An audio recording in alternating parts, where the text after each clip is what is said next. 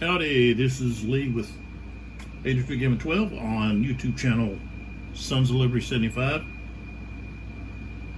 This will be video 25, can you believe it? 25 of my playthrough of Eylau 1807. This is a Sound of Drums game, and designed by Uwe Walentin. It's part of their Battle of Napoleon series. This is volume 1. And we've had quite a bit going on in these videos. And hopefully you've seen how the game plays. And you're excited about this as much as I am. I'm eager to see other battles being depicted with this system, and I think those are in the works.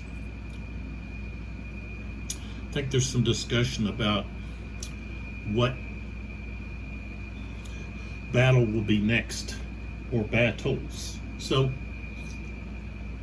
Sound of Drums is a smaller company, and their slogan is, "We make and publish thrilling historic board games." And the website soundofdrumsgames.com, go check them out, see what they got.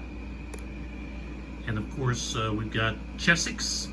They're the makers of the dice that I'm using, which are specifically made for this game. And you can check out more about Chessex at chessex.com. They've got more than just dice, so check them out. And we are still in the 1400 hour turn, or you would call it the 2 o'clock turn.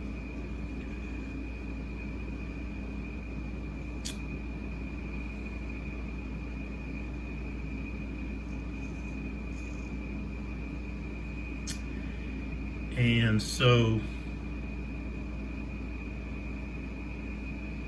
I'm thinking there's actually not any numbers that are repeated on the turn track, because you start at 8, so you go 8, 9, 10, 11, 12, 1, 2, 3, 4, 5, 6, 7. So that's, I guess, one explanation, right? The non-military time used on the turn track, which doesn't matter one way or the other. I tend to use military time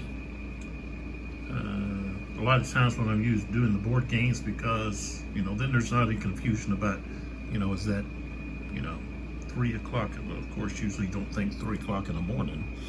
So, but that just kind of specifically says what time without saying AM, PM.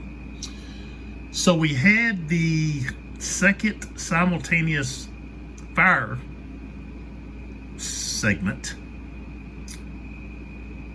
and that's when I stopped, and I had to remove all of the smoke markers. And when you look out here, you can see some red. I was going to say the only red you see would be under counters, but there are a couple of divisions that use red as their color to distinguish them. But for example here, even though you have the red on the top, okay, when you see the red on the bottom, of course that's the hit markers. But it could also, remind you of, that unit has been bloodied.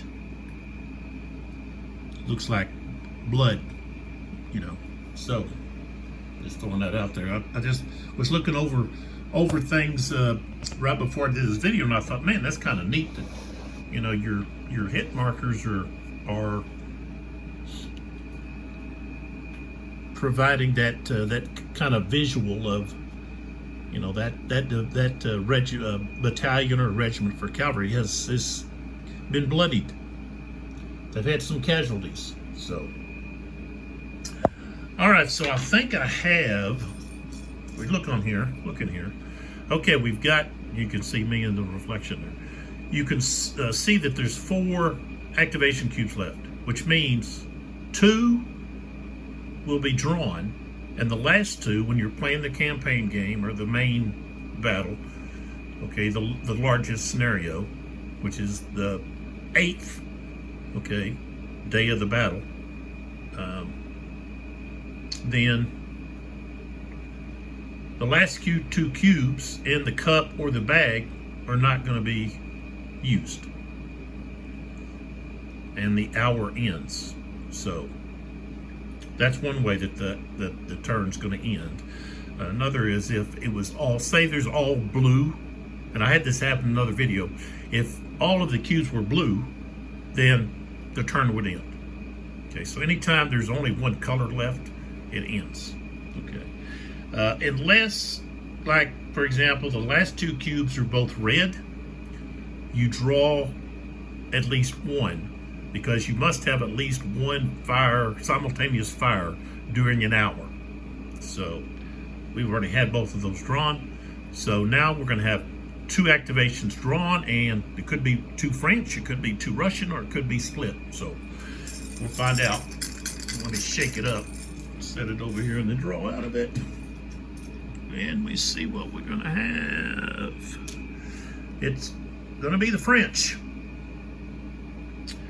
And they are going to activate the guard. The guard has already activated twice. So this is going to be their 3rd activation, which means infantry and artillery have a movement reduction of 2. Cavalry have a movement reduction of 4.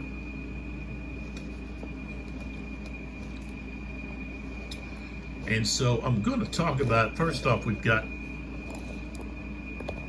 I have some guard units over here, but I don't intend to move them. They're there to hold that area of the line to provide additional support.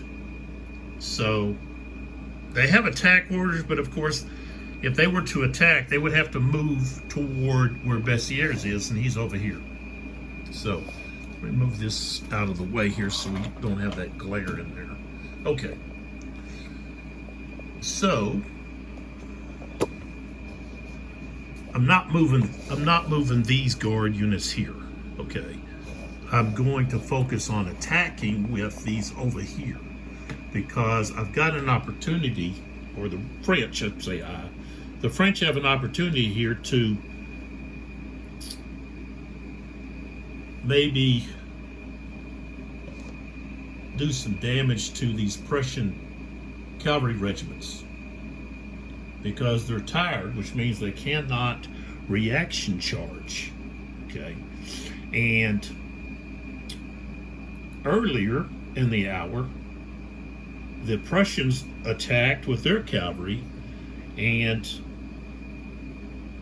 the French guard just held their ground. They didn't reaction charge.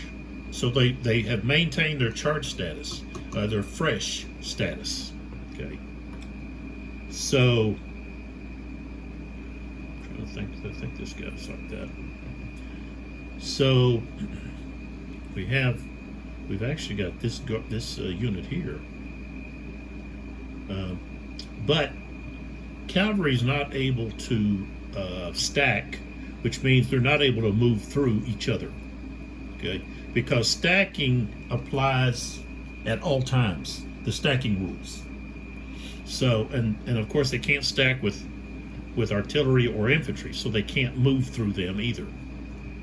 So, of course, this unit here would not, at the moment, is not going to be able to, well, yeah, would not be able to attack. Well, it could. I would have to, I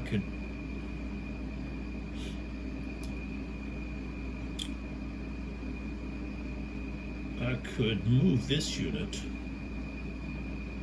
to here. And then bring this one in. Right there.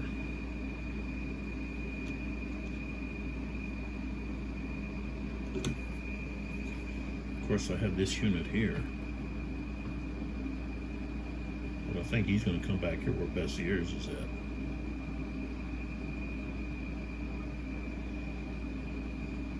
So what we got here? And we've got him there. Okay, so yeah, when I move here, he can't, of course, he's not going to be able to attack because he's tired. Okay, I know in the La Bataille rules, they actually have, let's see, tired and then exhausted, and then you have to take like a whole turn to, which I think their turns are like 15 minutes instead of the whole hour thing. So you've got additional levels. So when we're talking about, but of course, if say you break down an hour into 3, that's 20 minutes. So each one of these activations could be looked at as having being 20 minutes. So could be a lot of similarity, but you can still charge when you're tired. You just can't reaction charge. So once you've used your fresh status is what I call it, and you become tired, now your ability to react is just gone. And that makes sense because you think, well, you're tired, so you could still muster up, slowly, start a charge, moving and then increase, but just being able to, somebody appears or somebody's moving and you got to react immediately. It's the horses, the horses are exhausted. They need to rest. They can't just run a race and then turn around and run another race. Okay, they're carrying, they're not just carrying a man. Okay, but you got a saddle. Of course, you've got, you can't compare them to a racehorse in the fact that they're carrying so much more weight. Okay, with the equipment and the men and so forth. So, and this is also, you got to factor in, hey, they're charging in the snow. Okay, on the ice, and so that also would limit their ability to be able to react very fast, especially when they're tired, and they're going to be more tired from moving through the snow. You go out into the snow and run around, you're not able to run as fast in the snow. So, all right. So what we're going to do is this. Let me go over here on this side with this. My left is just, I'm not as steady with my left. So this cavalry regiment is actually going to move, okay, from this X to this X. And normally if this unit was fresh, when they moved here, they could reaction charge, okay. So I'm moving this unit here, okay. And then I'm moving this unit is, okay, so that unit I didn't talk about the movement. So the movement points for this unit is 8. It's the third activation. You got to subtract 4. Okay, so it was here, so 4, and then we moved to here is 5. Okay, and of course we're moving adjacent, so that's 6. Okay, so that'd be a total of 6. So they can do that. Now this unit here, of course, is got to go downslope. So they start at 4. Downslope is 5, 6, and they're not going to be able to reach there. They just can't get there due to being too tired. So my plans there aren't going to work out. I do get this unit here that can move into here to attack, and it will. Okay. This unit here, I think I'll just leave it there. Leave him there. And of course, these units here are going to attack. I'm trying to decide what I want to do with my. I think I might. So I don't want to move him up to here because he would block that cavalry regiment in. If he was to move here, he would be able to. See, he's 1, 2, 3. Yeah, he would be. So let's see. We'll move him over here. All right. So just so I know, I'm going to mark these. I've got a couple of these charges that are going to be short charges, okay, because they didn't move, okay. So those two are going to be short charges, okay, and this unit actually moved and then was charging. So I'm not going to. That's not going to be a short charge. Plus, this unit here was back here and came forward. So a short charge is when you're adjacent and to perform a charge. So, all right. So that's what we're looking at. And there's not going to be any defensive fire because cavalry does not have that ability. Okay. So let's go ahead. We're going to start with this attack.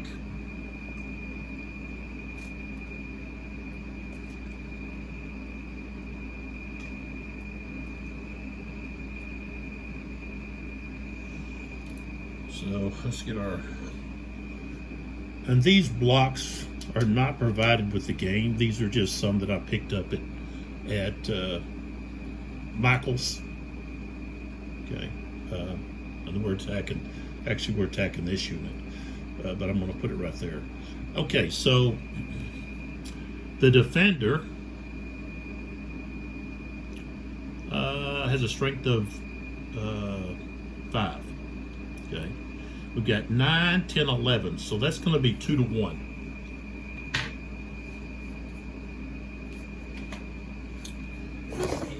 Oh, jeez. I jerked that, didn't I? I wanted to look at something.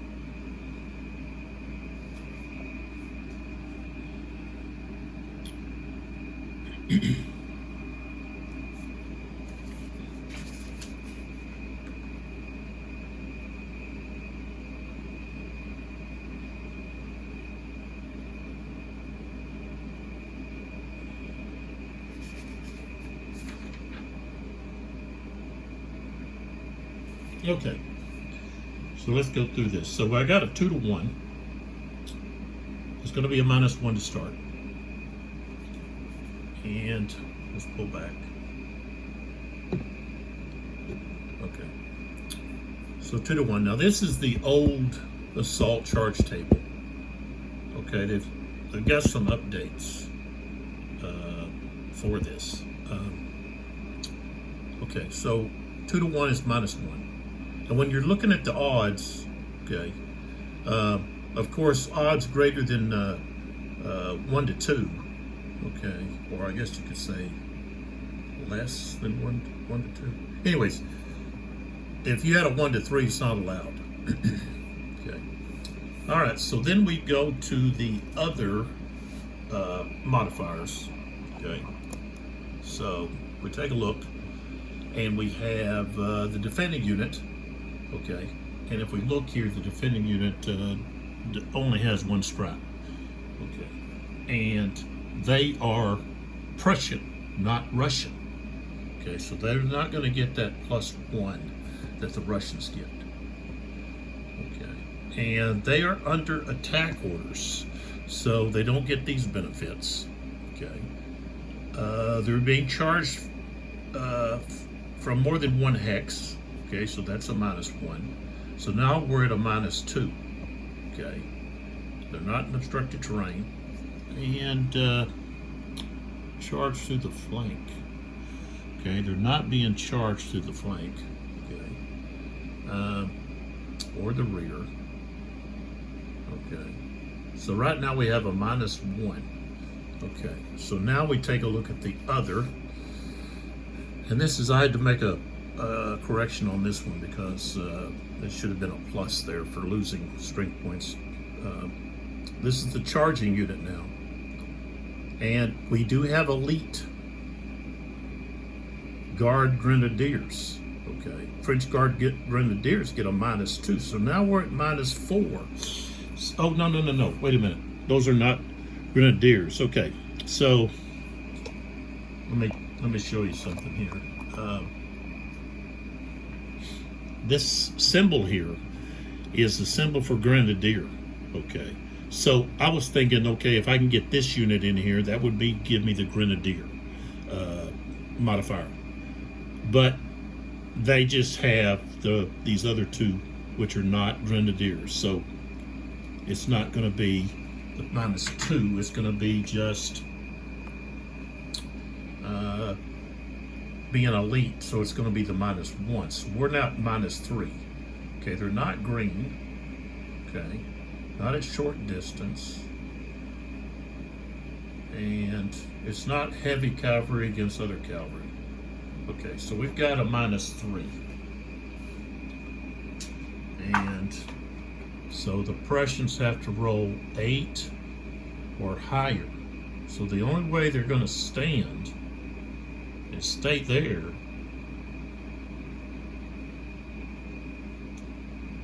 is if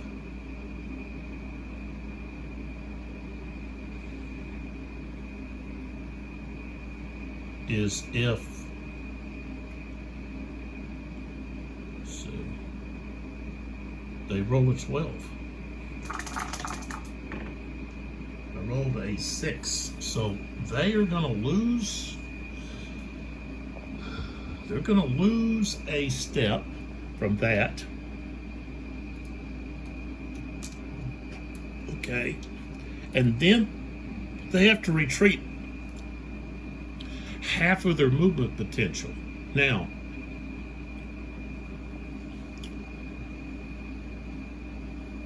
this is where they're at. They're going to have to move to here, okay, which is going to be in this unit's one of its frontal hexes. So they're going to have to take another loss for going adjacent, have to move adjacent. They can't move through these artillery units, and of course they can't move this way because this is something going on here. So we can't have either way. They're going to lose. So they're going to go to the open hex. Okay. So they go to here. When they do, they're going to lose another strength point.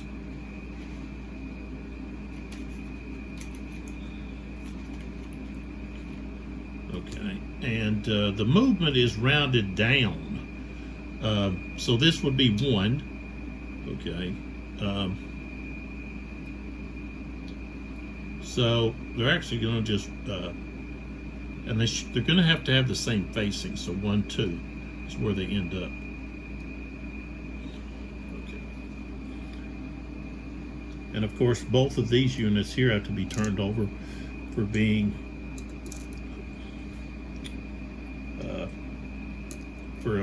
charging. But I have to wait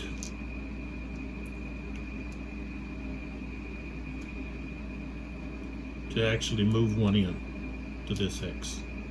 So let's just stack them with their blocks. Okay. Now, you don't have to make stand rolls for when cavalry retreat or eliminated. So these units, like this artillery and this infantry unit, both those artillery units do not have to make any kind of stand rolls. Okay. Um, okay, so now we have this unit here. Okay, and I didn't go ahead and mark these like I normally do. You know, like I say, okay, this one's attacking here, which I don't have to. I wouldn't have to attack this one. You know, I could have both of these attack here. There's nothing this unit here can do about it. And you know, that might be something I want to do. You know, because one thing is, this one here is a grenadier, and we want to get the odds, you know, on all of that, because these are short charges. That's why I have the black there, to remind me that this is short charges, which is at a disadvantage for the attacker. So I'm just going to, let me get another blue here. So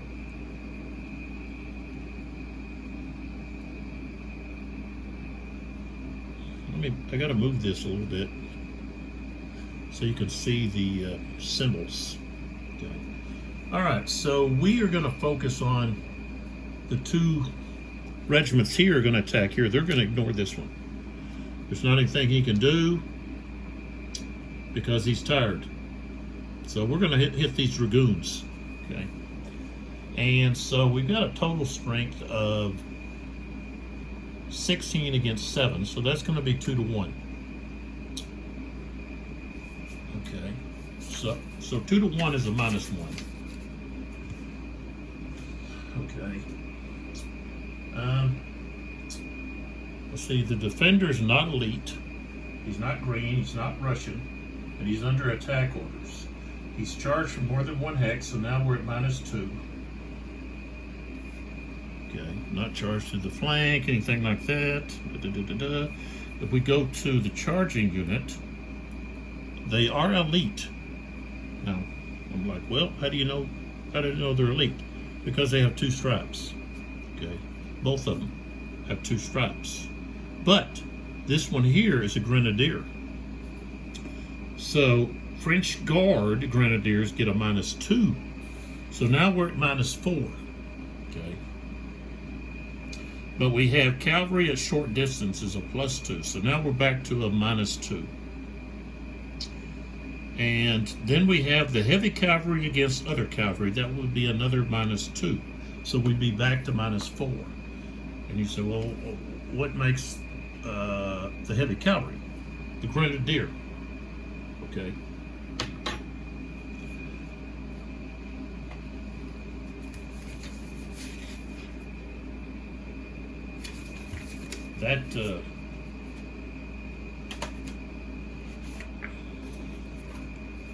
That's in the rule book when it talks about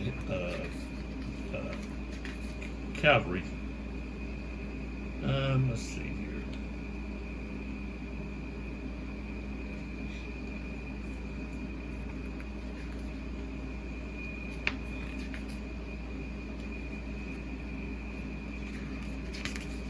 I'm going to give you the page number for that.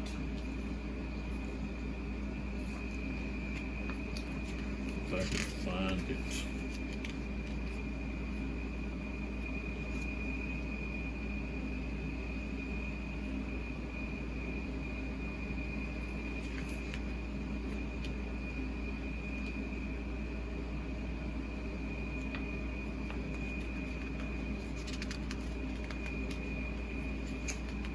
And let's see.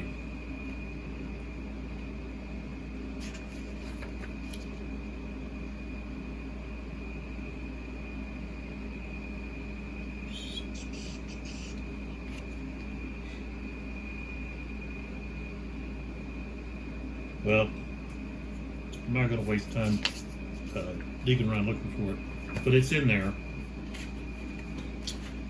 The grenadiers are considered heavy cavalry, just like the cuirassiers. Those are the 2 heavy cavalry in this game. Okay, in this volume.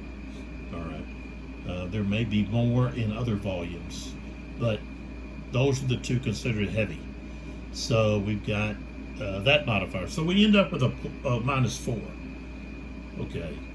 So again, the defending regiment there, cavalry regiment, is going to have to roll a 12 in order to hold their ground. And I rolled a 7.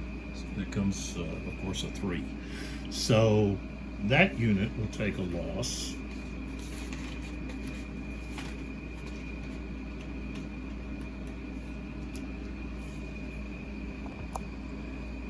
And they will have to retreat half their movement potential. So they're going to end up right here, or they could end up right there. I think I want to go that. And if I go that way,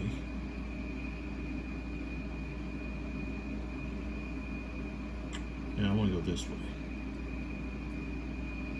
So this unit will retreat here and then here. What am I doing with that? Should be just a 1. This is the first loss. Okay.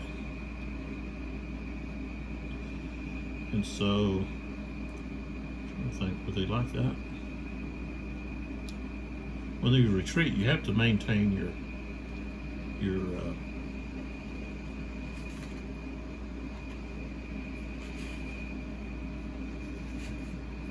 facing. All right, so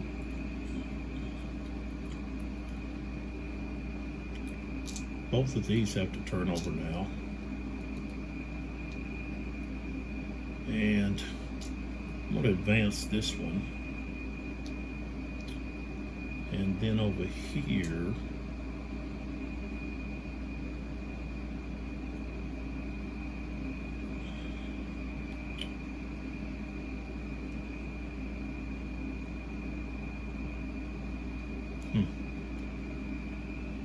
I guess.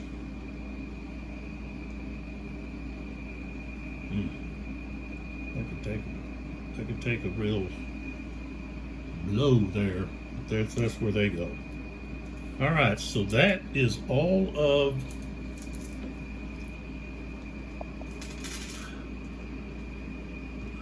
this year's activations.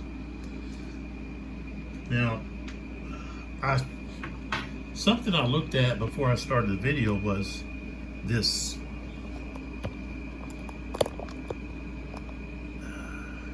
hex here, right here. It's an objective. Okay, it's the windmill hill, and it's worth 5. And the Russians took it over, and then they were forced out. Okay, during the fire phase, simultaneous fire phase, and I probably should have activated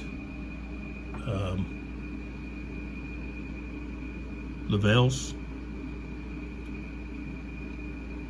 See what this guy has.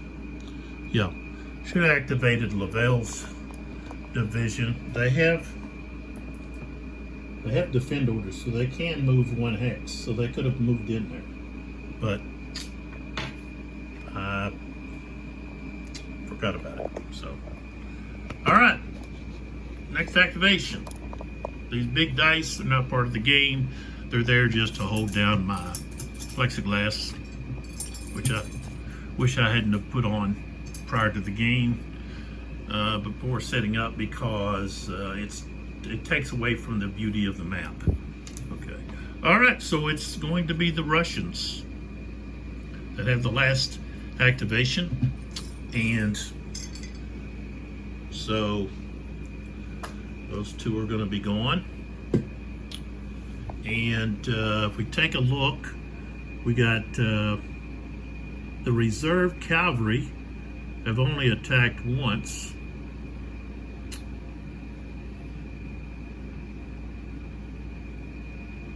Right wing reserve cavalry, that's going to be Korth.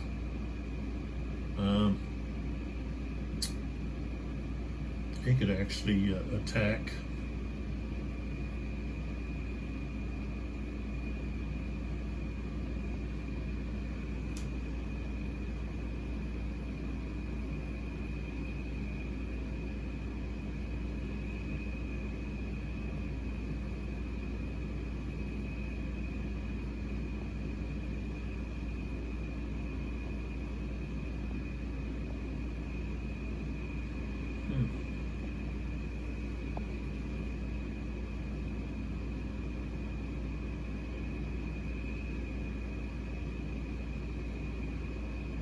They've only activated once.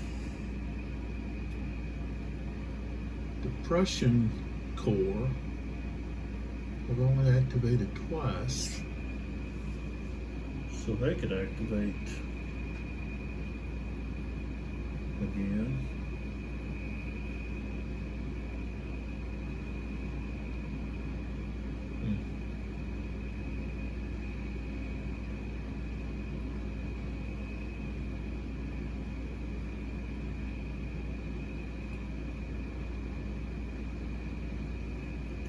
I don't know if they could actually do much.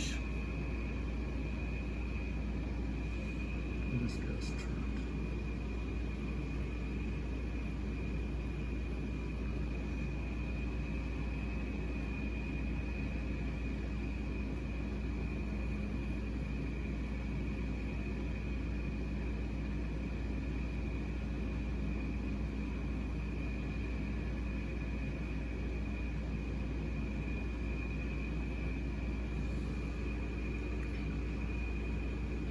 So it's like, well, who do you want to activate? Who needs to activate more? Trying to think here. Left wing cavalry reserve. They haven't moved. You know, so I could move Pollen's cavalry back.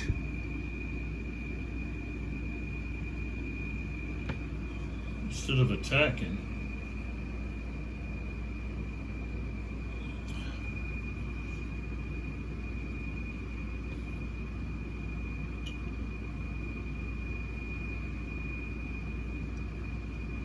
But I have an opportunity here with some infantry to attack squares.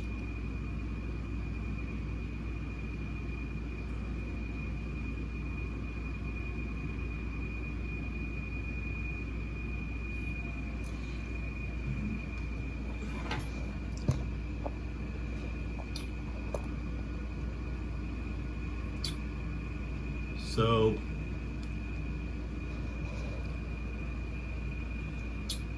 here's Baggy right here. So if I was to activate him,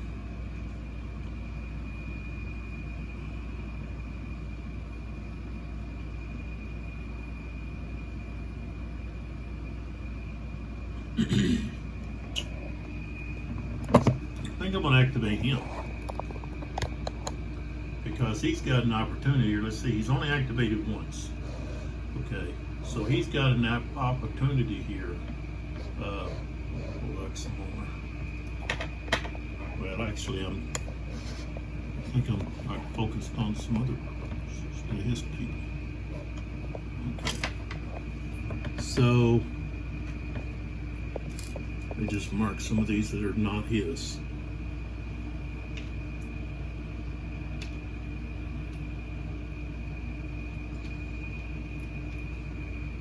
Okay, those are not his.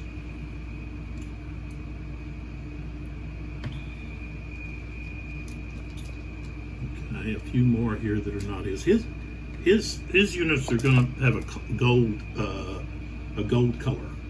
Okay, and that's one thing. That see, those guys have a gold color too. So, and I have to look under here to see what these are. Okay. All right, so all of those squares are not his either.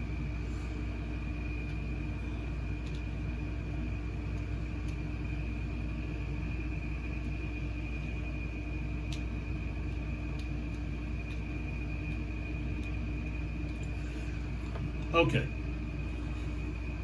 so that kind of helps distinguish between who's who there. So these guys are golds, but so are these guys. They've got the same. They got very similar color. So the left wing and Baggerat basically have the same color. That's what. So you got to look closely at the subscript. Okay, so right here that's BAG, Okay, over here, these are LW, left wing. So these units are his, and then these units right here. Okay, so these here, and then these right there. And what they want to do is they want to put a hurt on Moran's first division here that have got a little too close to these Lancers. So this guy's tired, right? Okay. So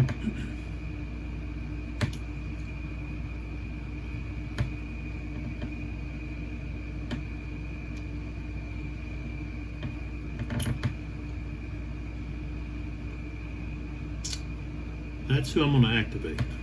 So I'm activating Bagalrot. Second activation, which means infantry and artillery have a -1 to their movement. He didn't, and his cavalry have a -2. So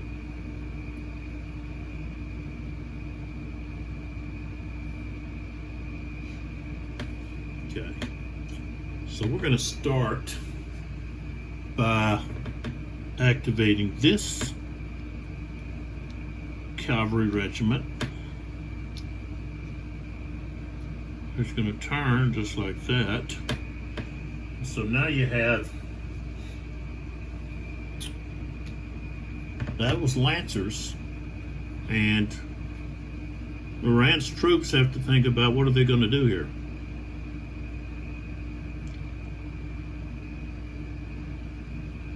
Now, one thing is, let's see if I could, well, maybe if I just move this over a little bit more, or I took a different angle. Let me do that. Let me come in here this other angle. Come in here, over here behind, and I'll have to do that. Well, I'm gonna have to do more than just that. Maybe I'll do something like that. Nope, that ain't gonna work either. Okay, so I want to be able to get all of his units in there.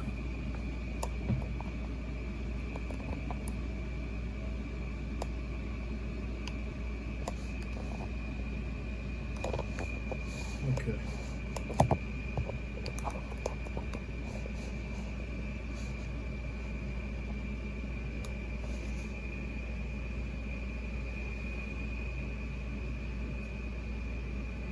Okay, that gets those guys in.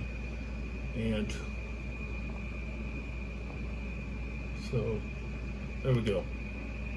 Now I may have to let's see, how do I get my light in there? I may have to get, let's see. There we go. That puts a little bit more light. All right, so we start off with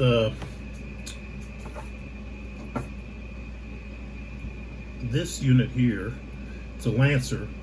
They've got a strength of 3. Okay. So they're limited in who they can attack. But of course this would be 1 to 2. They can attack 1 to 2. This here's a little bit too strong for it. They wouldn't be able to attack there. Over here, 5, yeah, they wouldn't be able to attack these guys either. But someone else can. So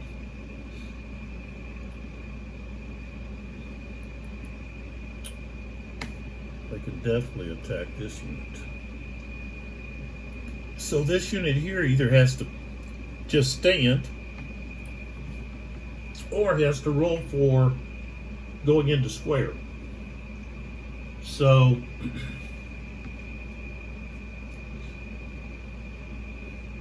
if he doesn't go to square, more than likely he would lose 2 strength points and be forced to retreat. So he can lose his strength point by trying to go into square and not succeeding.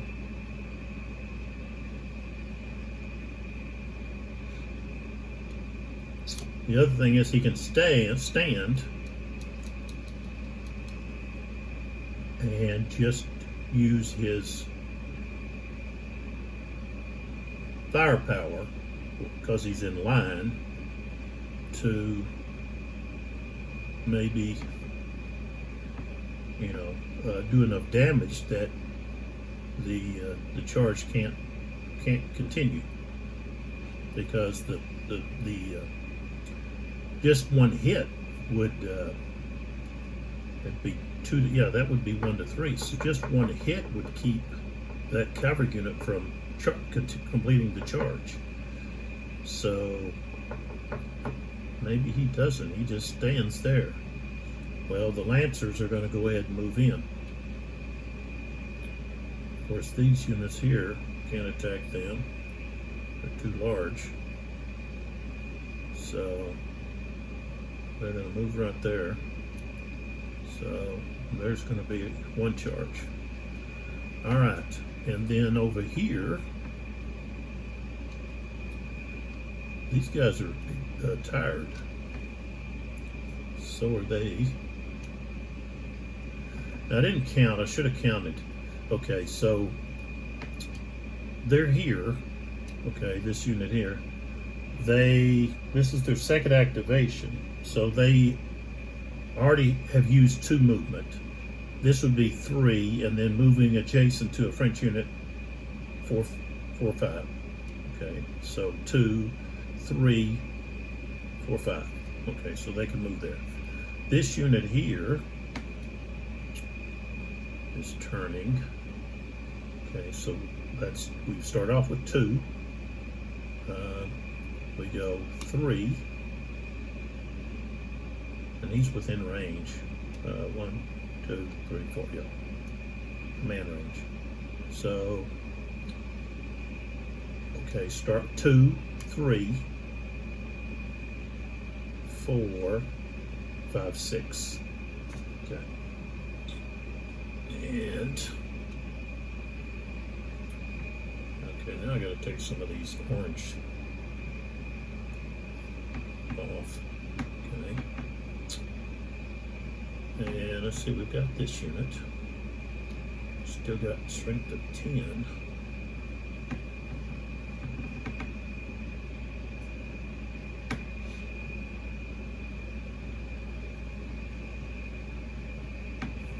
Yeah, we're gonna turn here, and we're gonna go. They can't reach there though. That's the only thing. 1, let's see, 2, 3, 4, 5, 6. Yeah, but he can pull back. So that's what I'm gonna do with him. Well, he could go here. So he's got 10. This guy has 5, that'd be 11. That's 1 to 1. So now these guys need to be thinking about going to square. So I guess they can't, because they're adjacent to this unit now. So they can't go to square. So these guys are going to be able to come right in here and attack them. So they've got a movement of 7.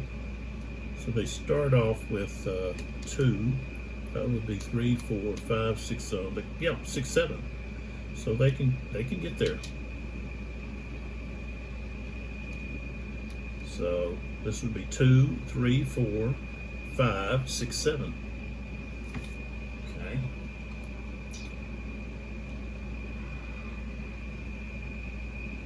This is where the French are. I probably should have just went ahead and rolled for them when this one moved. They didn't though. So they're not able to go to square because you can't change formations when you're adjacent to the enemy. So,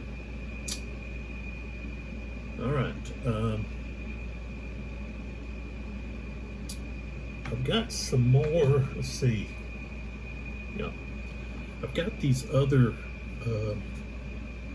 These guys have been hit too hard. He's only got a strength of two, and the one back here in the back, I think he's got like, yeah, he's only got one.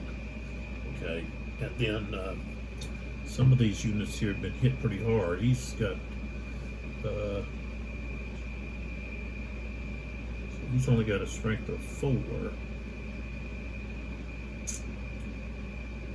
And I'm going to move him to here, and then he's going to go to square. When it's your turn to move, you have say a division that's activated. They're not having to roll for further formation changes. This is a mandatory formation change. They're performing it on their own accord. They're not performing it because all of a sudden they see cavalry approaching. So, all right. Let me look here.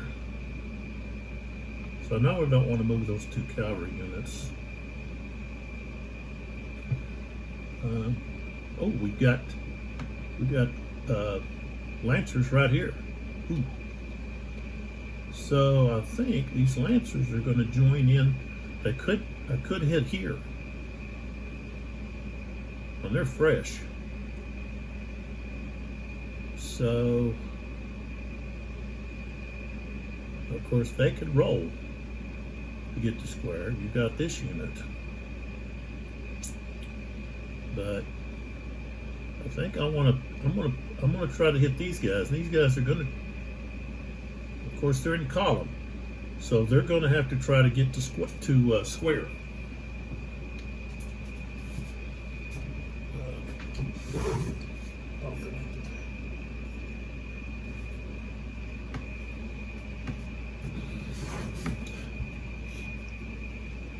So, all right. So this is the unit. This is the target. Okay. So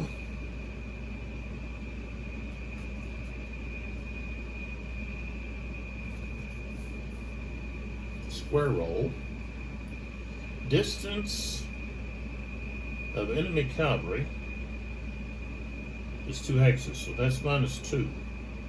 There's no leader there, and nobody's a leader green. So it's just a -2.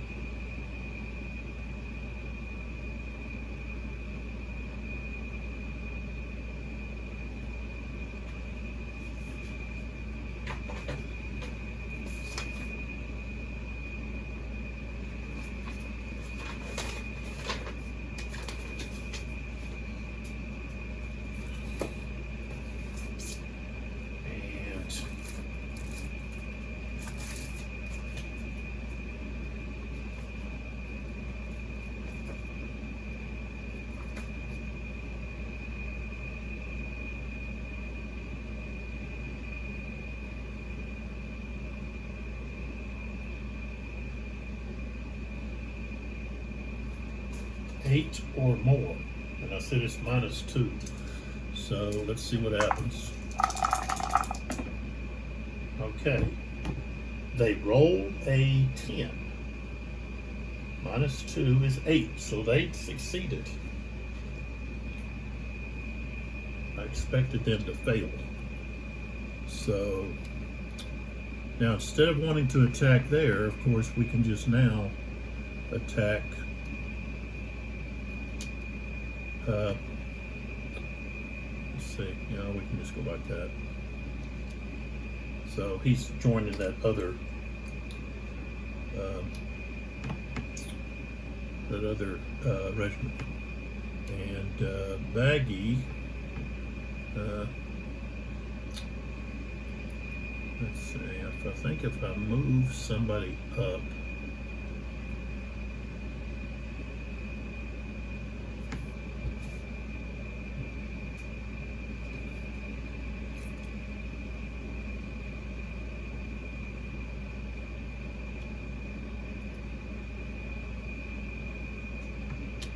Yeah, I can move this guy up.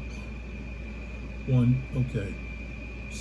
So he's only got a movement of, he's already used one movement due to the second activation. So,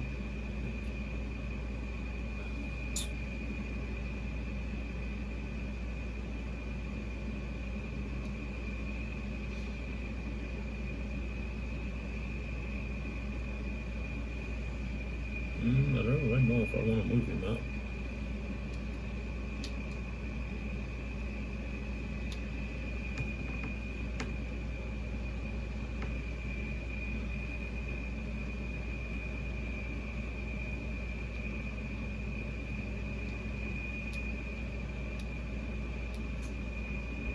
Yeah, I don't want to move anybody up.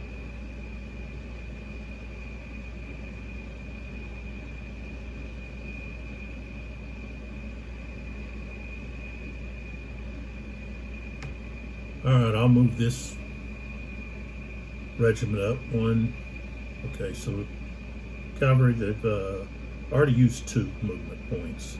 So 3, 4, and then 5, and then that's who I'll stack back in. So, now I can remove these because you know those are not involved. And really should have used a different color, but there we go. All right, so now we take a look at the assault, the charges, and we've got to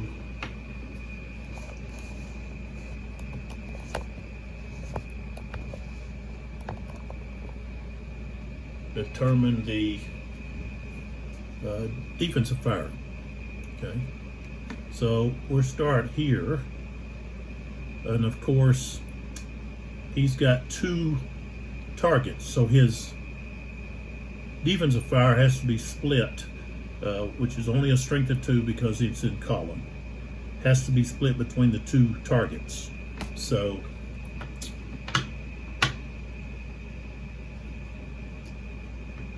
strength of 1.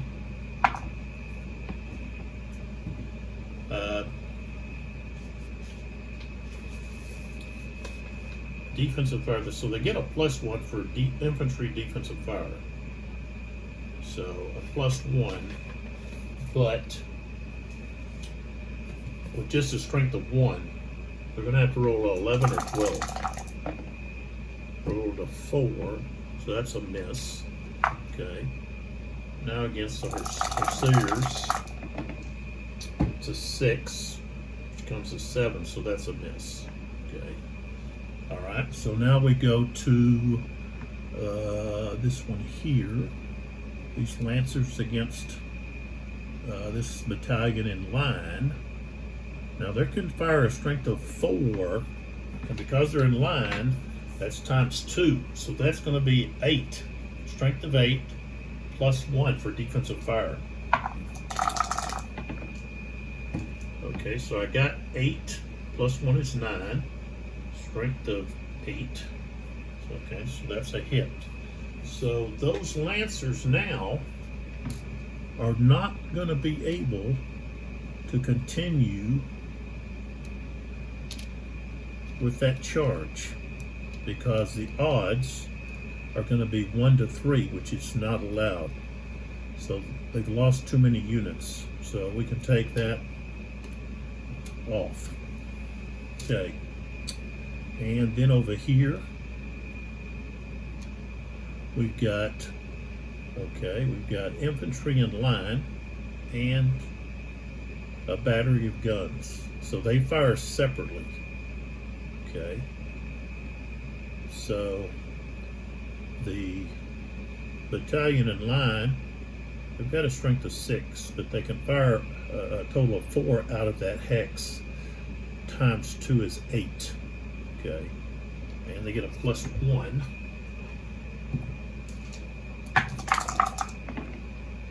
Roll 8, 9. Okay. So it's strength of 8. I rolled a 9, so that's a hit. And that'll be the first There's 10 for that unit. Okay. And then the artillery, it's 2 strength points adjacent. That's times 4. That's 8. Okay. So 7. I don't think that's enough. No, 7's not enough. So the artillery was not able to be effective. So, all right. So they did take a hit, though. All right. So now we have the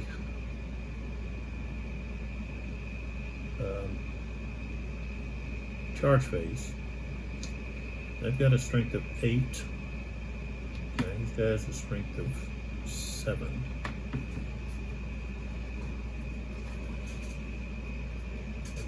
I do believe you get to add.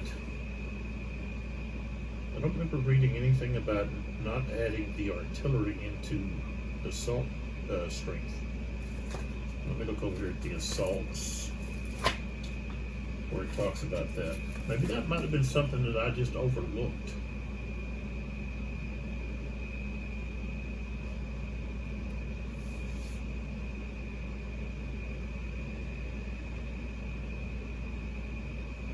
It says all of the strength points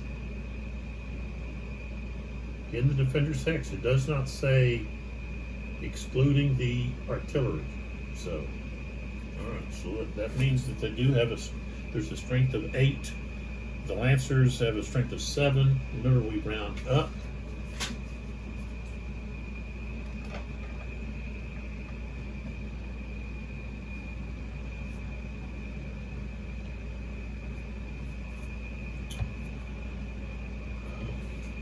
Let me change this to green. The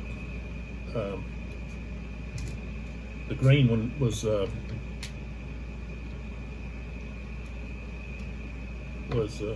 not allowed due to the losses that they sustained. Okay, so you round up when you're figuring the odds. So fractions are rounded up.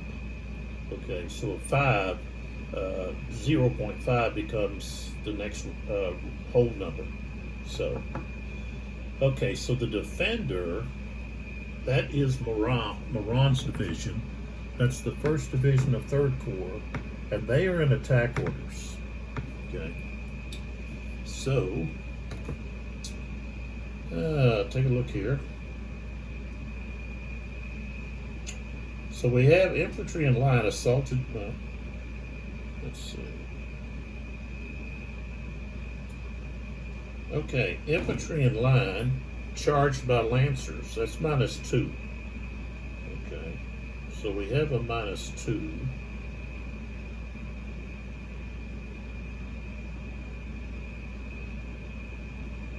A +1 for the loss of a strength point for the charging unit.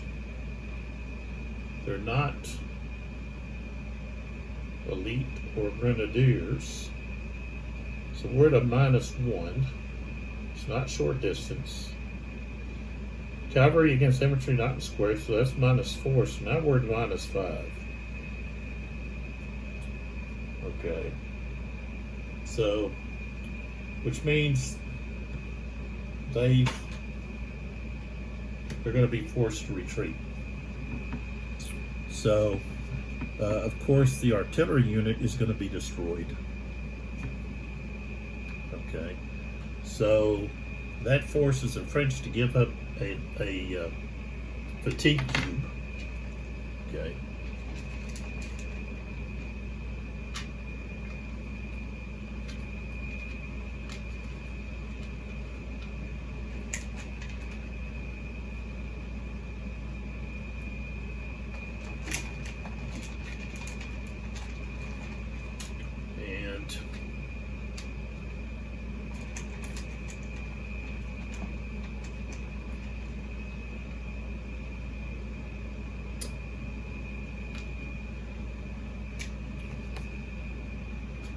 All right. And then that infantry unit suffers 2 losses and has to retreat. So they take 2 losses.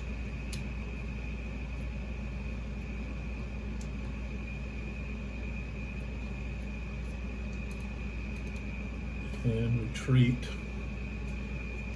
And let's see, I'm gonna have to pull back so you can see where they actually retreat to. So 1, 2, 3, 4. That's where they go. And then, of course, they're going to move into there, but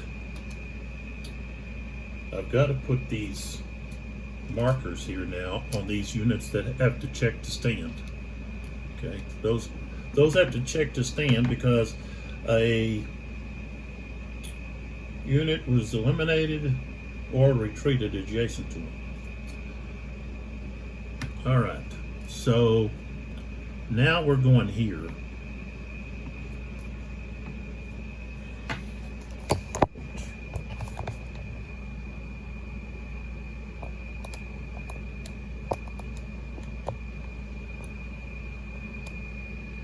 Uh-oh, it's too bright. All right, I'm gonna swing back over here. I think I get a better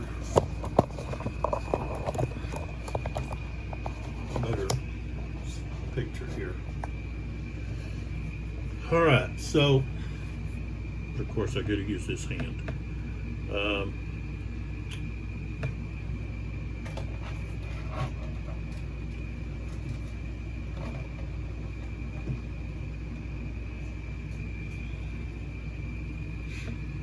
All right, so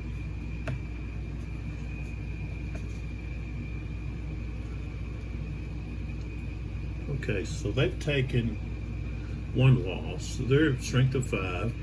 Bottom is a strength of 6. So we've got a strength of 11 there. Here, that's 10. So we've got a strength of total of 18. Okay, 10.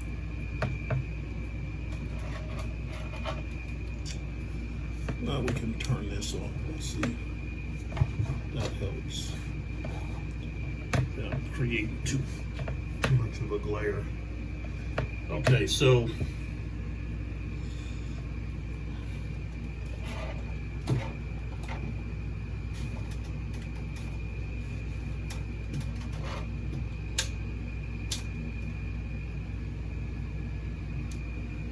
kind of like, well, whichever way I go. All right, so we got 11 here, we got 18 here. Okay, so half of 11 is 5.5. Okay, so we subtract 11 from 18 and we have 7. So that means it's going to be rounded up 2 to 1. Okay, and it's going to be automatic. I can already tell you. We'll go ahead and go through the talking about the modifications to the die, but it's going to be a number that's going to be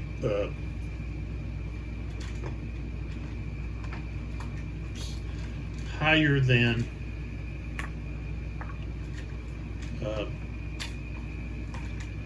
what the defenders can roll. So we got a 2 to 1. That's -1, and they're not elite. They're not Russian. They're not green. They're not in defense order. They're being attacked or charged from more than 1 hex. That's -2 now. So it's -1, -1, -2. They're not charged through the flank or the rear.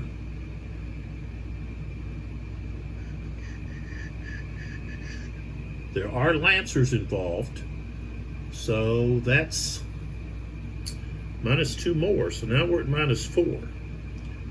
Okay, no loss to fire combat. No one's elite or green. It wasn't short distance. And cavalry against infantry not in square, that's a -4 more. So where are we at now? What's that, -8? Now the cavalry is fatigued. Now I did not add that in the other one. they were fatigued. So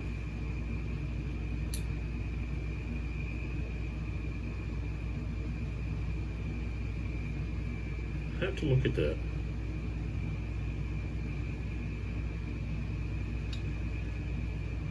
Well, one of them is fatigued, one of them is not.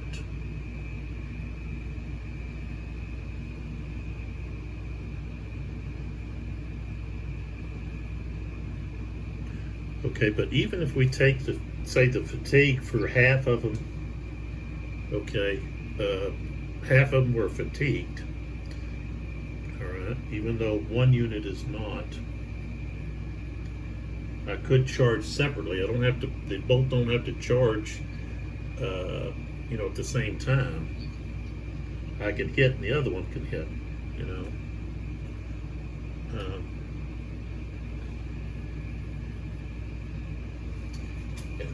Maybe that's the way they have to do. You can't. Maybe you can't. Maybe you can't charge. No, you can. I mean, you can assault, and the charge is the same for 2 hexes. So, but you don't have to.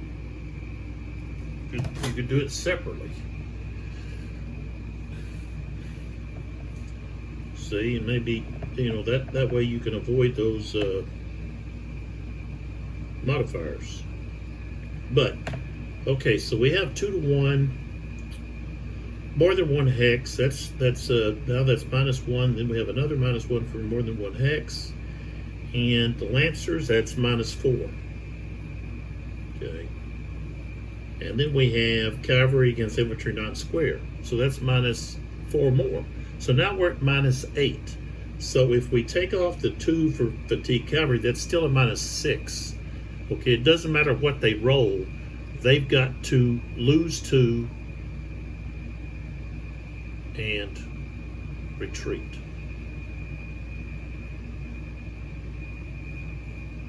And they're gonna, okay, so we've moved this out of the way. Let's see, what is this doing here? Oh, that's the, okay. So going here, this unit here would cause them to lose another point. Okay. Now there's 2 of them that have to retreat. So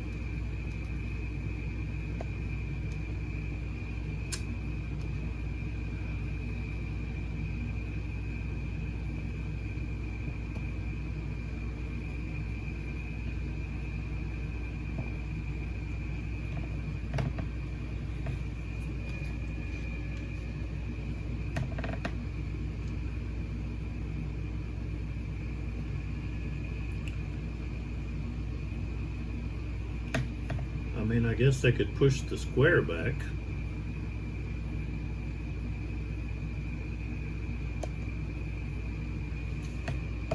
You look at the retreat rules and get this clarified. Okay, move away from the assaulting enemy units. Avoid retreating to hex that brings the retreating unit closer to the enemy unit. Okay, that open hex would not. Okay, avoid retreating to hex that is occupied by friendly units.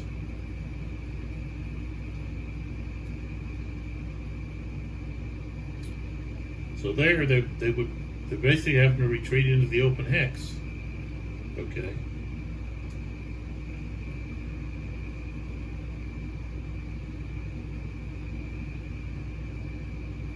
All right.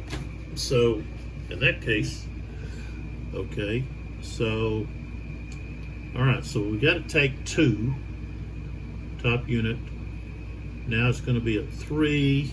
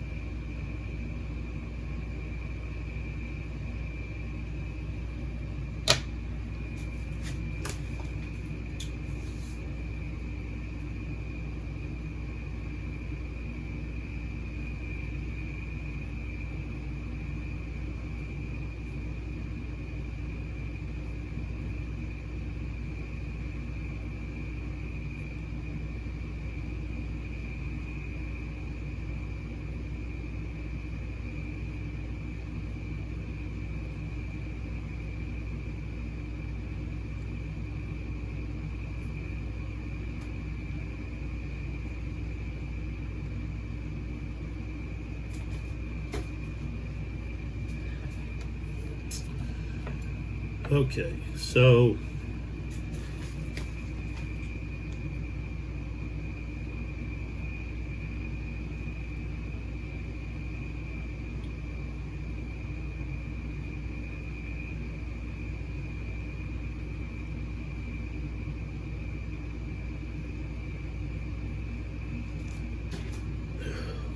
this talks about a unit, not a stack. So maybe I've been doing this wrong when I retreated stacks. Now it says that if they retreat due to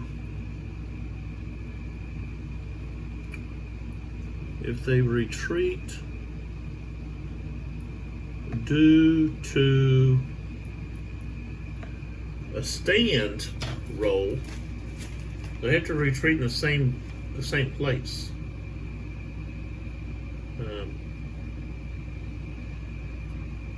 Let's see, where's that at? Yeah, if both units of a stack retreat due to a failed stand check, that stack needs to retreat as one unit and may not fan out. If more than one unit of a stack below the top has less or more movement points than the top, okay, so that's a stand check, not a regular retreat. So I guess with a regular retreat, I can determine wherever I want to take them, I can take them. So, you know, the bottom unit, which is the rear unit, okay, 1, 2, 3, 4, 5, 6. I'm gonna put them over there, like so. And the top unit, which has to take the loss, and now has 3 losses.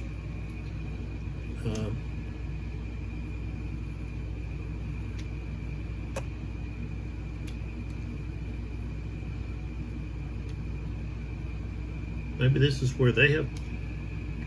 Maybe this is where they have to take. They would have to take a different route because,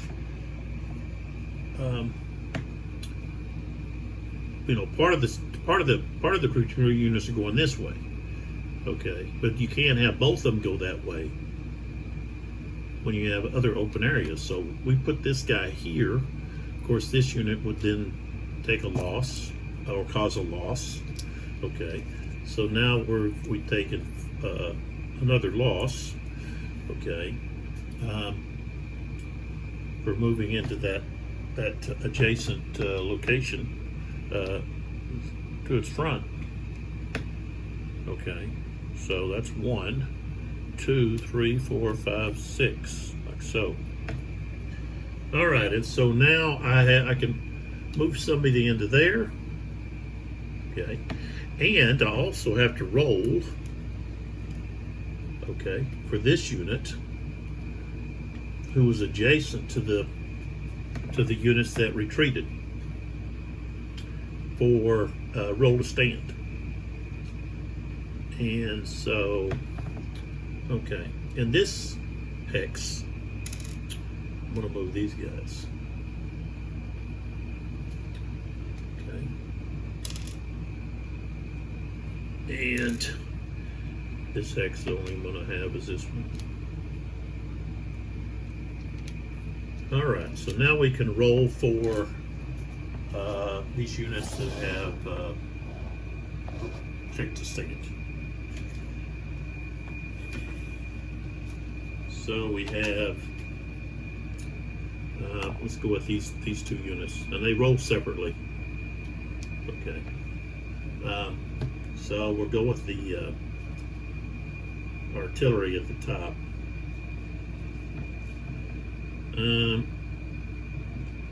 They're not green or elite or Russian.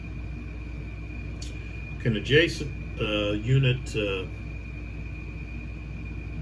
let's see, well, they did have artillery that was eliminated, so that'd be -2. And then cavalry within 3 hexes is -2. So we got a -4.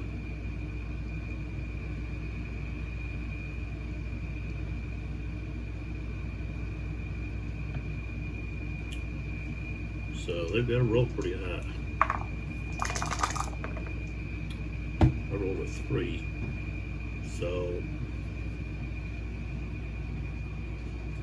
since they're limbered, they can retreat. So they take a loss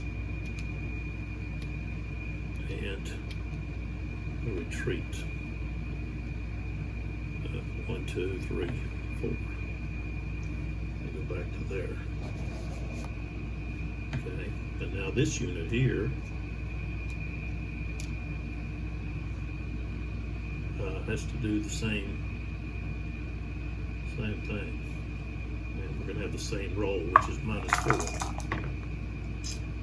And they're going to take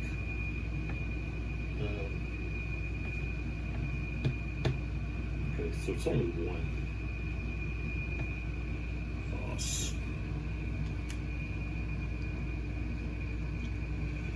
And 1, 2, 3, 4, 5, 6. Goes back to there. Okay. This one here. Okay. Same thing. We had an artillery unit that was eliminated, so that's -2, and then the cavalry -2. So, all right, I rolled a 9, but still that's a 5. So they're going to take a loss, and they're going to retreat.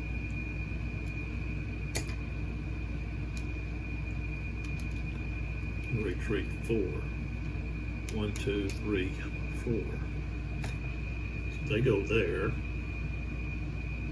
and then now this unit in the square has to roll. Now they're in square.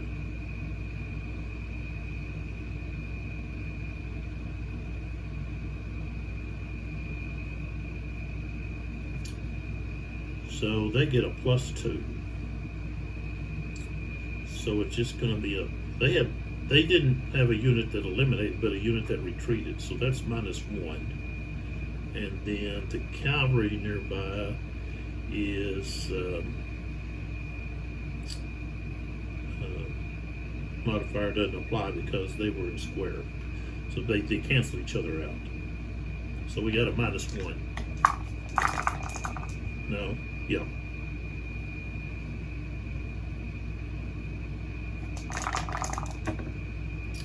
Seven becomes a 6.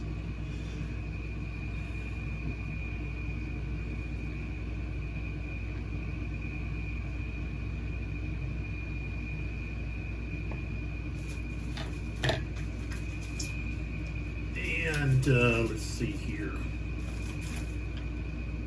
Okay.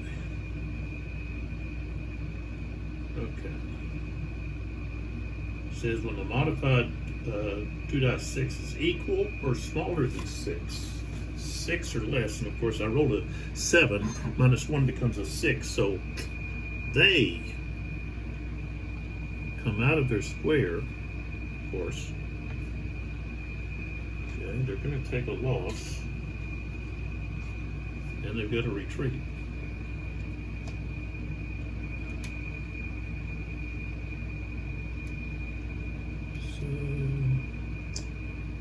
Okay, so we can go 1, 2, 3, 4, 5, 6.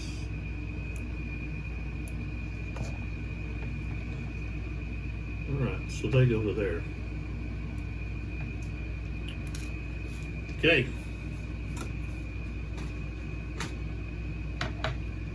And that was the last activation for this hour. And I think I'll stop the video there. No, what I have to do, sorry, is I need to go through the rest of the phases of this turn. I need to finish that up, so I first move this over. So one thing I have to do is I have to go through and I have to flip all of the cavalry that are tired back to their fresh side. But I'm not going to do that on, I don't think I'm going to do that on camera.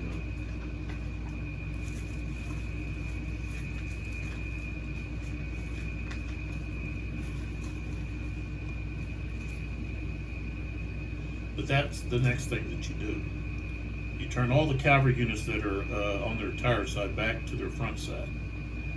Then you move the turn marker one block clockwise. The next turn starts with the weather determination, followed by the determination of ACs. But before we do that though, okay, before we turn the cavalry over, it's going to be sequence number 6. So, okay, so this is the sequence of play. Okay, we go down here to 6. Okay. After all ACs are drawn, except for the last 2, units and formations that are hold, regroup, or retire order may rally strength points. Then the activation segment ends. So that's what we have to do next.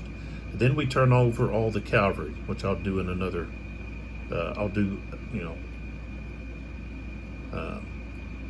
after I end the video. And then we turn the marker clockwise, and the next turn starts with the weather determination. So we'll be moving into the 3 o'clock or the 1500 hour. So let's go through here and find out who has orders that are going to give an opportunity to regain some strength for those divisions. So, all right, we'll start with the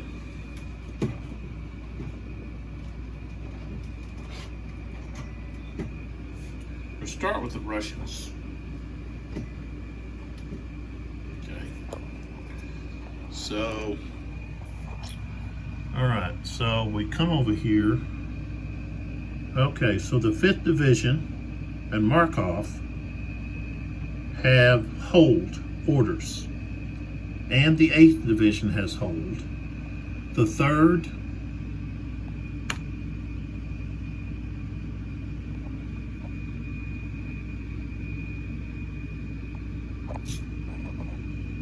the 7th, okay, so we've got the 7th, the 3rd, the 8th, and the 5th. Okay, we'll start over here with what we got, the 7th and the 3rd. Okay, so let's find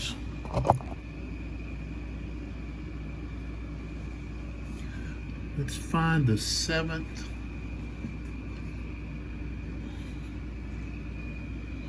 and the 3rd.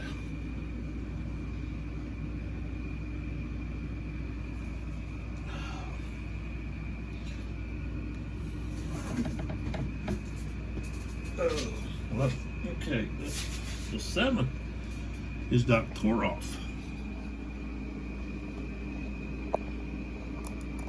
And I don't think he's got any units that need to recover. I think I was doing that, yeah, so that, well, no, he's got one right here. Okay, but they can't recover all their full strength. It's not his there. So, okay, don't have to worry about him.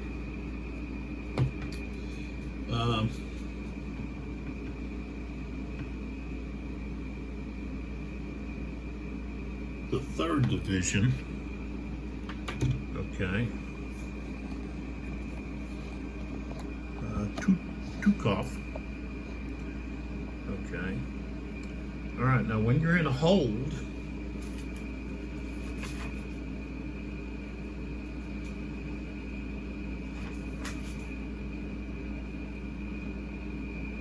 two units of the division may regain 1 strength point. Okay. So, let's see here. We got. Okay, he's at 2. Of course, if they have 1, then they can't Can't regain that one. Okay, so none of those guys can regain.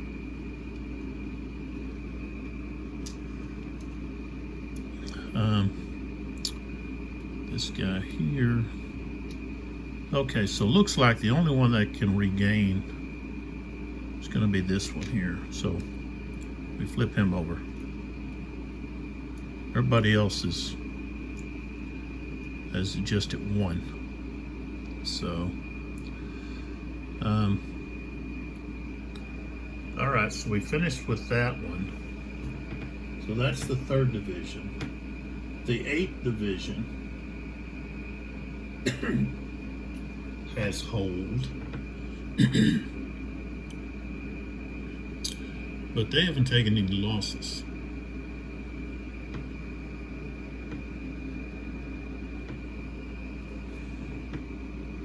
That's the 5th division.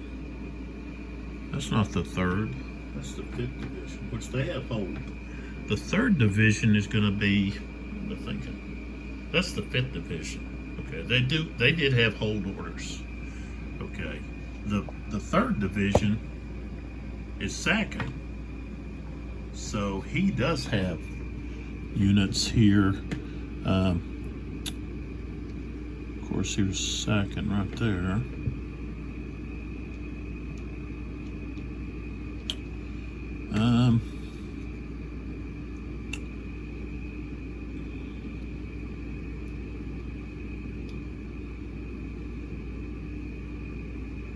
Ooh, so we're going to change this one.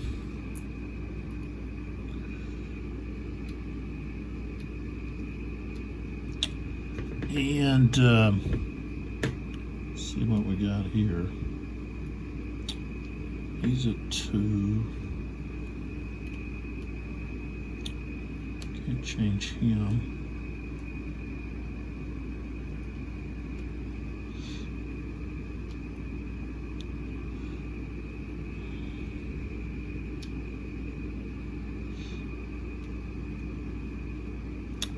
Guess I'll just do this guy.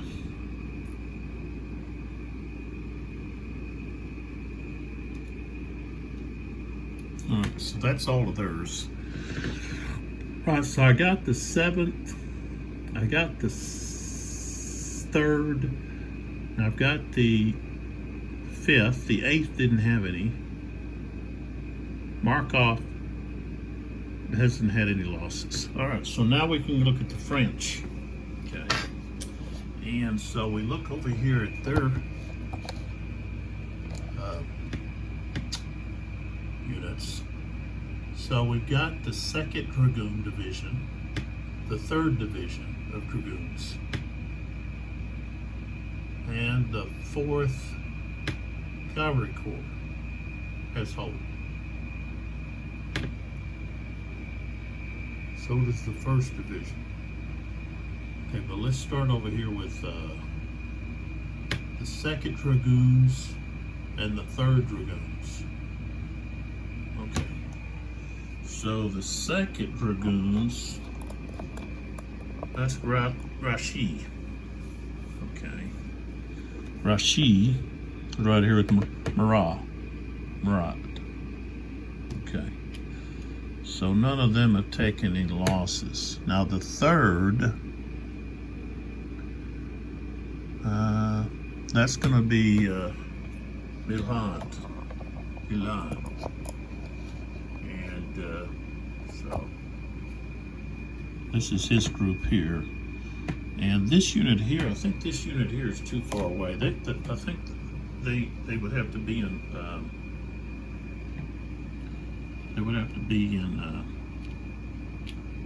command range. Now it doesn't, I don't think that it specifically says that, but all right, so we're going to increase that one. And then here, ooh, this one's going to go to 4.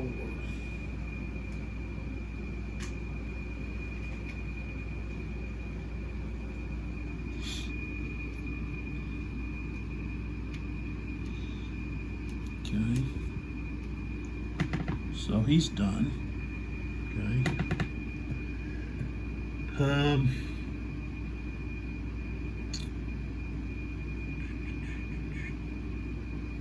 Okay, so 4th Corps, Cavalry.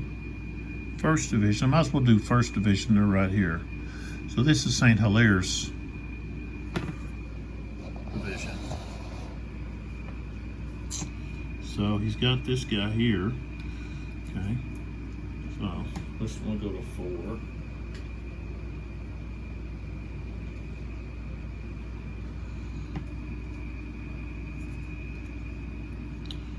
This one back here. So what else we got? Let's actually do this one here.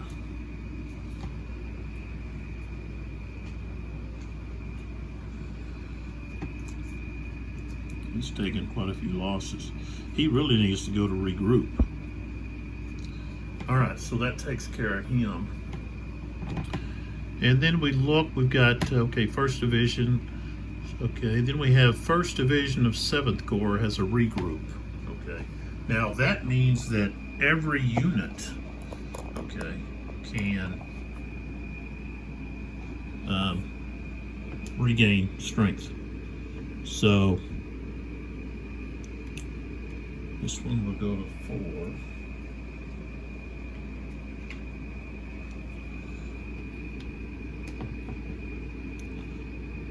See here?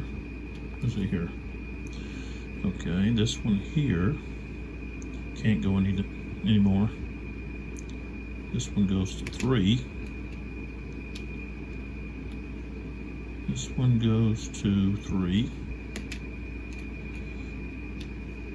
Oops.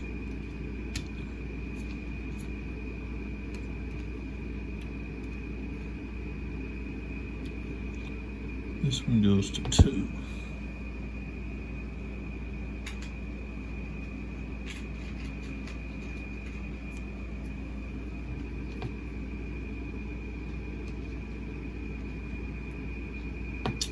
All right.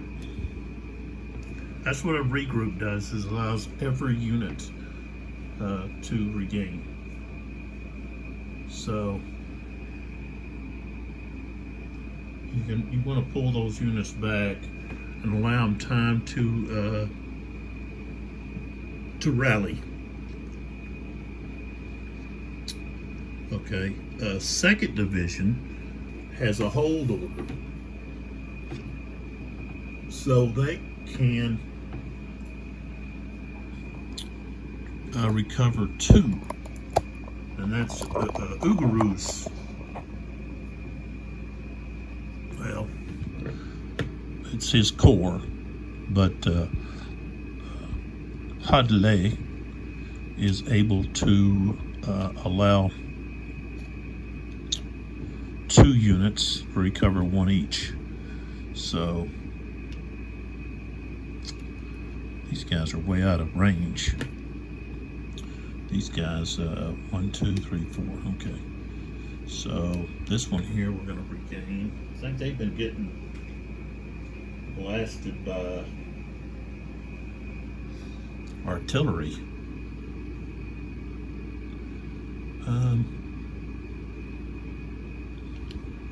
Yeah, right there.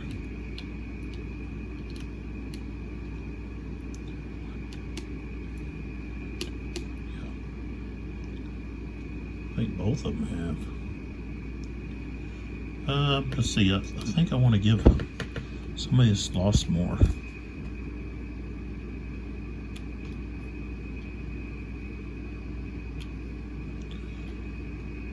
This guy lost. Okay.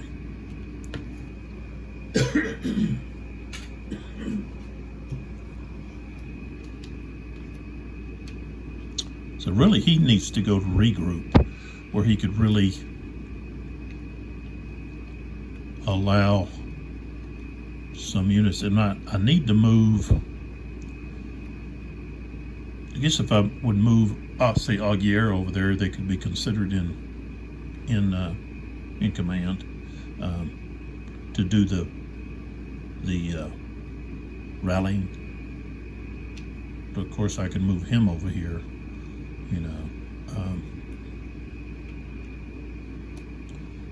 Because with hold, you don't have any, you don't move. You just hold where you're at. That's what it means, hold. Hold and try to reorganize, regroup, recover your courage. All right, so that takes care of that. That's how you actually go through there and regain some strength that was lost. And of course, I've still got to go back and turn over, say, the cavalry. Okay. Seems like it's somebody else. Oh, I've got the cavalry corps over here. Joseph's cavalry.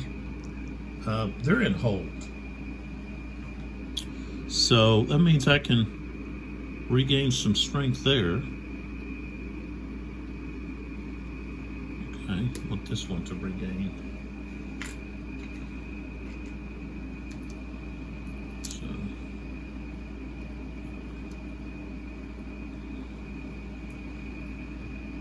and let's see. Go up here.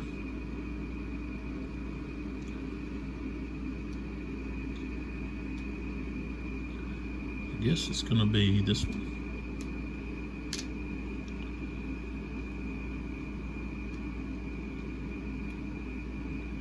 And then just to show you how you go about, you know, you just flip your cavalry over and see the cavalry, the tired ones have this little strip over here, right there by that 20. Okay, and also you see it on the other side. Okay, when you flip it over, see, you don't have that discoloration. And you know what I would maybe suggest is on the back side, when they're tired, that their movement, it would just have to be their movement number. Okay, be a different color, be like, you know, a bright color, like you could do red or yellow, orange, something to stand out. That, or put that number in a you know, a circle or square or something. Okay, or something, because the discoloration is,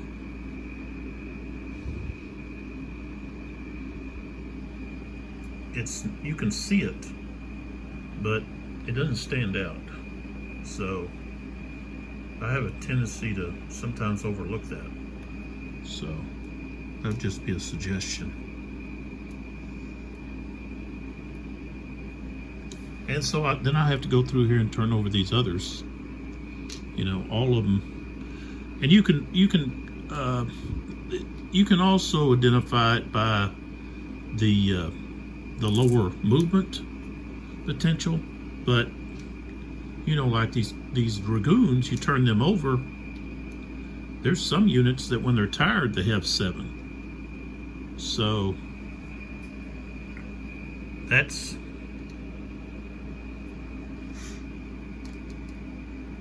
the thing, is you can't just go off by the numbers. Okay, it's because these you know, I just showed you how some of these will, you know, you turn them over and they've got a similar number to somebody's tired number when they're not tired. So let's see what we got here. Of course, I've got some tired in here.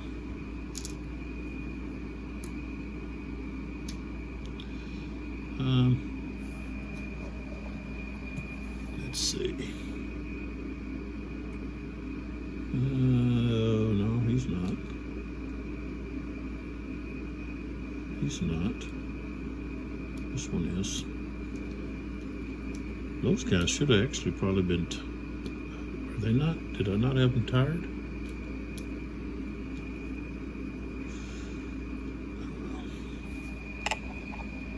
Okay, but here, of course, we got to turn here over, here over. This one doesn't need to. Here over.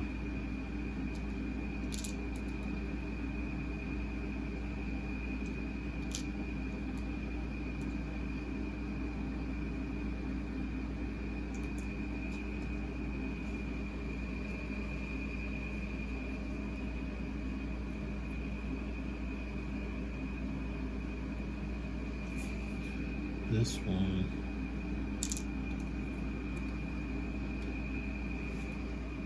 So forth. So I'll do that. I'll do that still here.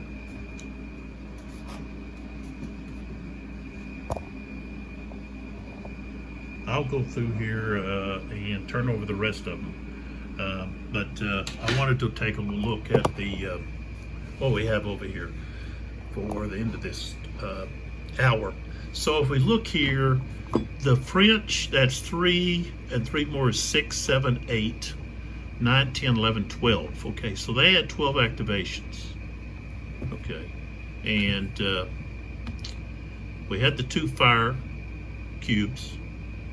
The Russians, so we got 5 there, 6, 7, 8, 9, 10, 11. So it was pretty dead even.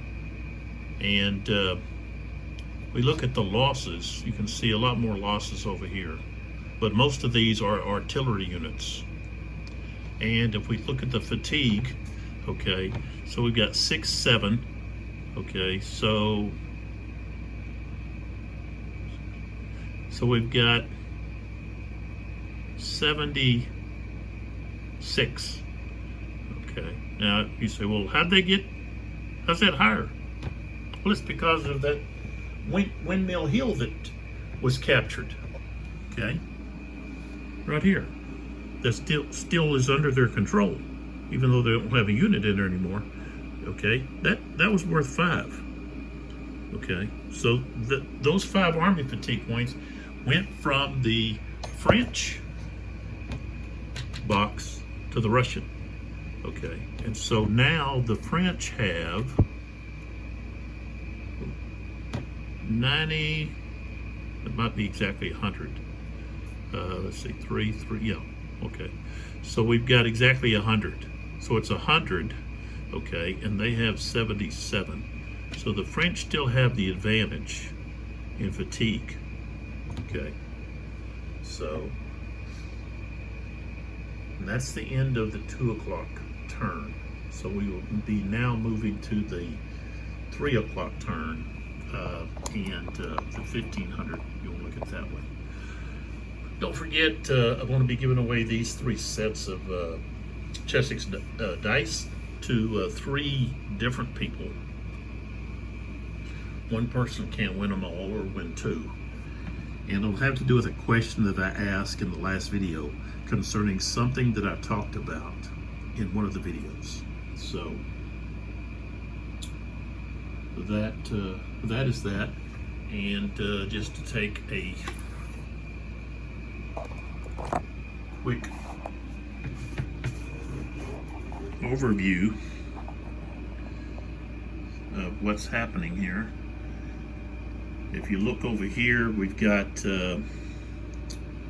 Golitzin's Center Reserve Cavalry has advanced, and some of their Cossacks have gotten behind Boudin's 3rd Division, which could cause some problems. And they're trying to move over here to cut off any French attempt to move up to capture other objectives, okay?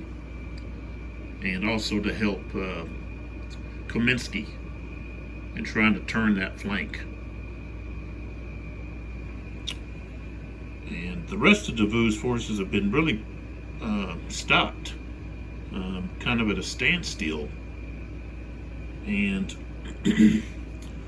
Napoleon's plan to outflank the Russians have gone awry. So lots of French casualties due to those heavy guns. The Russians had a large advantage in artillery. and also the type of artillery. So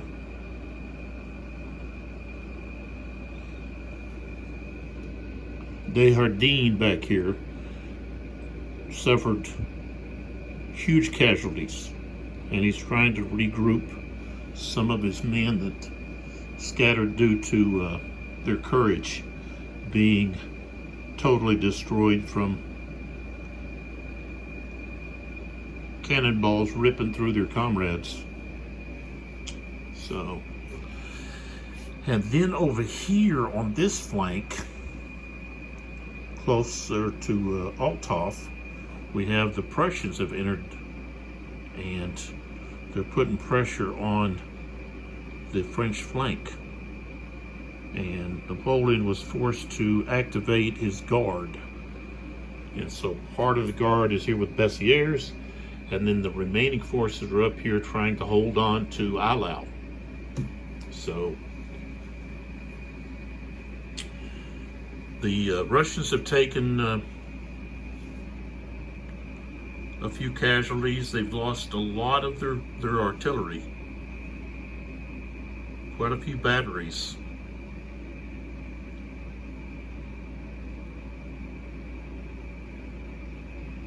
I think there's like 16 batteries that they've lost, approximately. A lot of batteries.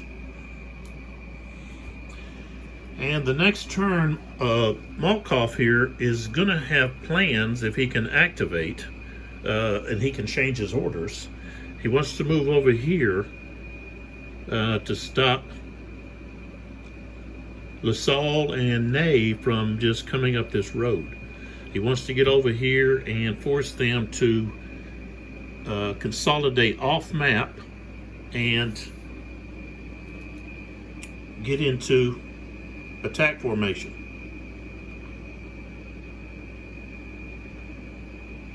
Units that are entering as reinforcements must be in strategic move order. They can't be in attack order. And that was a mistake I made with Davout. I allowed him to come in with attack orders, and you're not allowed to do that. So, which makes sense, you know. I guess unless you wanted to stay off map and then roll to change your order, prior to the next hour.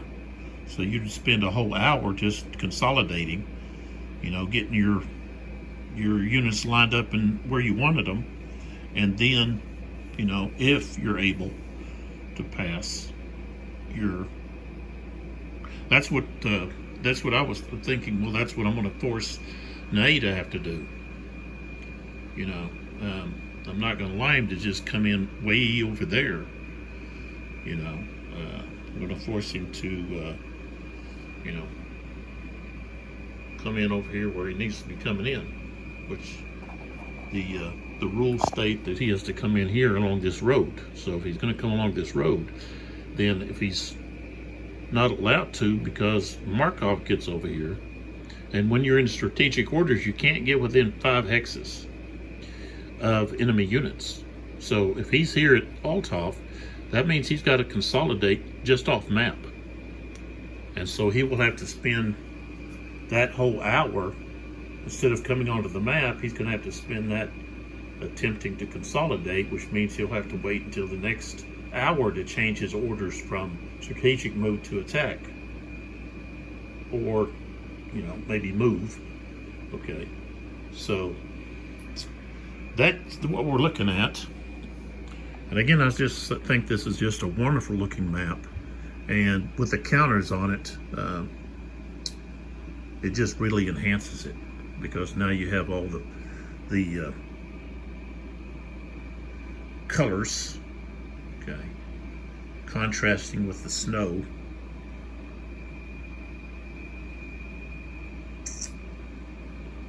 And it really has like a 3-dimensional appearance to it when you just focus on the map. These higher leveled areas kind of stand out.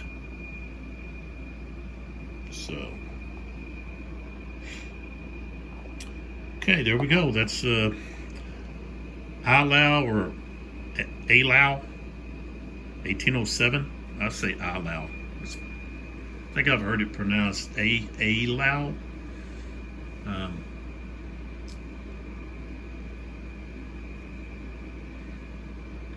That is, of course, this is happening in Europe, so their pronunciation of vowels and letters are somewhat different than English language.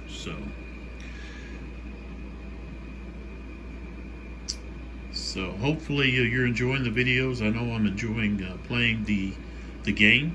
I think it's a fabulous game. I like the system, and I've said before, this over here is the heart of the system. It's what drives this system, what makes it so unique, and helps to provide both order and chaos at the same time. And I think we're getting, a pretty good historical result. Okay. In what's happening on the field. Now, that doesn't mean within the next couple of turns that one side or the other can get a quick victory.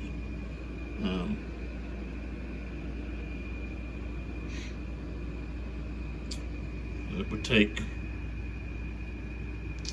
quite a bit of destruction to one side or the other. So, or the quick capture of quite a few territories, which, it's not going to be too easy due to the fact that you have to capture with infantry, artillery and cavalry can only enter obstructed terrain by road. So there's some villages out here that have no roads going through it. So that means that the cavalry can't enter there. So how can you gain control of that if you can't get you have to get infantry in there. You can't even move your artillery in there. So, which is important. Infantry is used to hold ground. Okay, cavalry can take ground, but they can't hold it. So, just an amazing map, amazing counters, amazing charts. Components are just top notch. It's gonna have a hard time finding other games that have higher quality components.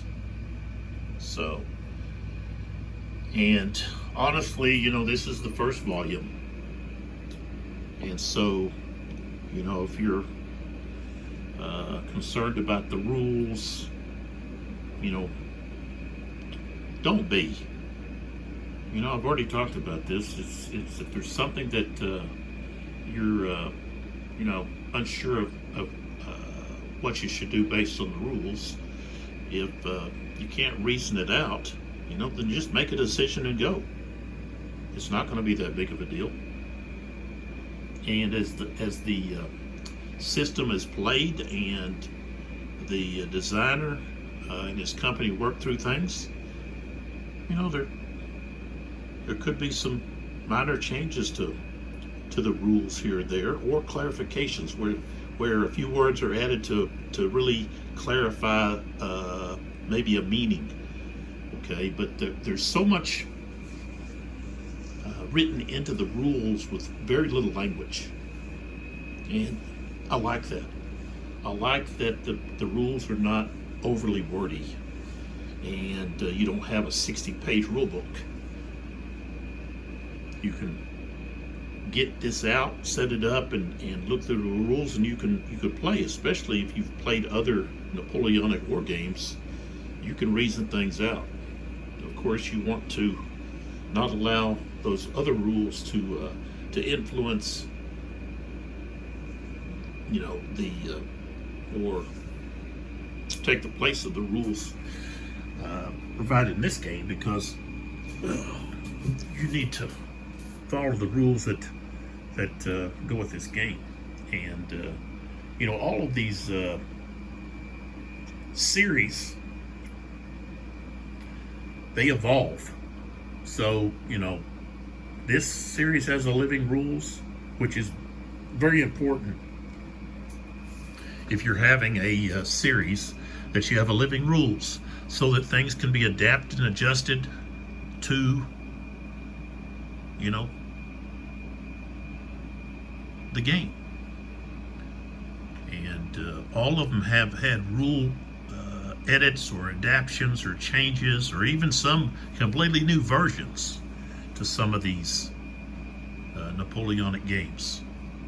I can look at La Bataille, and they've got how many different versions of the rules, so, and I remember, trying to play the Battle of Auerstadt, which was a marshals, not a clash of arms, but it was when they were marshals. That I had a difficult time playing, because there's parts of the rules that I didn't understand, and I thought were kind of vague. And it was like trying to figure out, well, what am I supposed to do with this when this occurs, And it's just like, hey, just play through it, But that was my first really Napoleonic game, and that was pretty complex. And of course the lack of command rules kind of bothered me, I think. I don't like just where you just move everything, and there's no limit on whether or not you can move a unit, or they can do what you want them to do, so forth. So with this system, that's all covered. It's got a wonderful command system. The activation cubes make it chaotic at times, and you have a lot of decision making required in this game. And then the way that morale and fatigue and just a army's ability to continue fighting is all wrapped into the armament fatigue, which makes it nice, because you don't have to worry about all the other counters, like these units are disordered, they're this, they're that. Well, what happens once they go down to 0 on their strength points? They're gone. They're no longer a force. And as they lose strength points, of course, they begin to be limited in what they can do, and so forth. Just like you have to have so many strength points to go into square, the fire strength, and so forth. So there's a lot of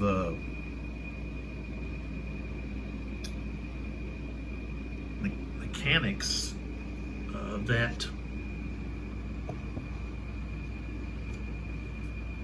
really they apply history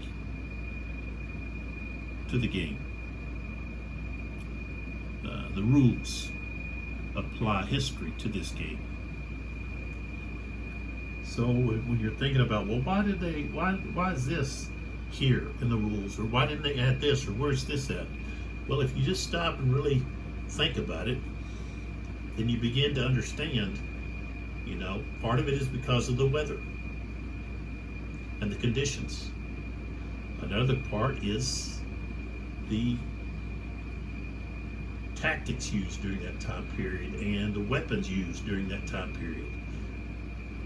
So if you played other Napoleonic war games, tactical war games, then this is going to be a breeze. If you haven't, this still is going to be easy to pick up because the rules are not complicated. They're written in simple to understand language.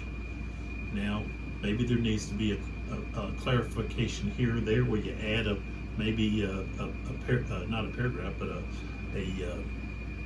a clause, or you add another sentence, or maybe you just need to add a couple of words here or there. I think as I said, as time goes by, then the rules will be sharpened, and that's all they need to be, is just sharpened. So I'm having a blast, and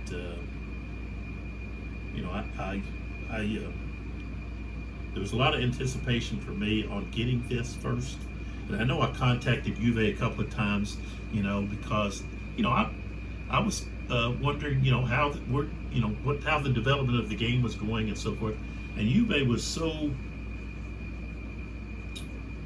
I guess patient with me, but he's a designer. He didn't actually necessary to have to reach out himself to send me an email and let me know, where the production was and so forth in the game, but when you have the designer himself answering questions, sending emails back to you, that says a lot.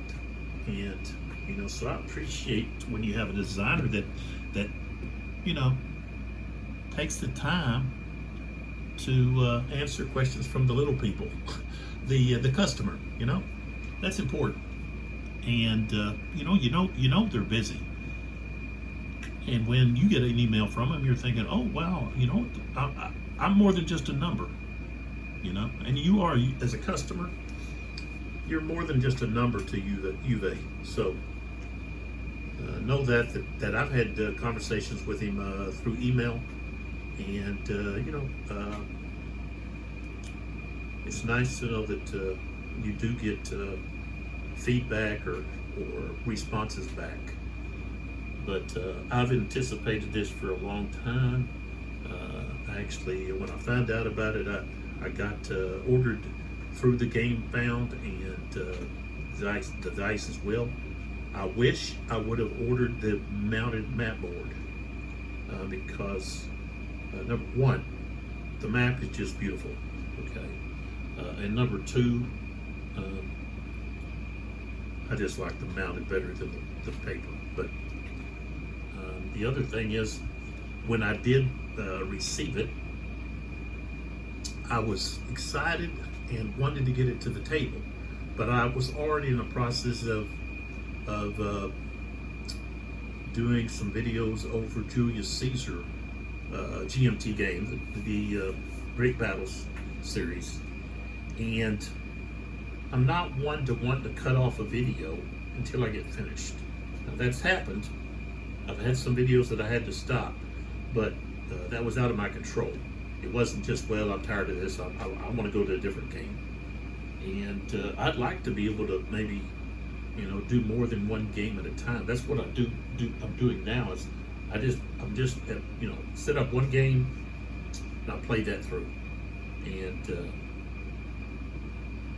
I've done a lot of the blind sword system, and I've got a few more that I need to do that I haven't done yet, and I'm going to get to those. But I've got so much other stuff that I need to do, and the only way I get through those is I think I have to do more than one at a time.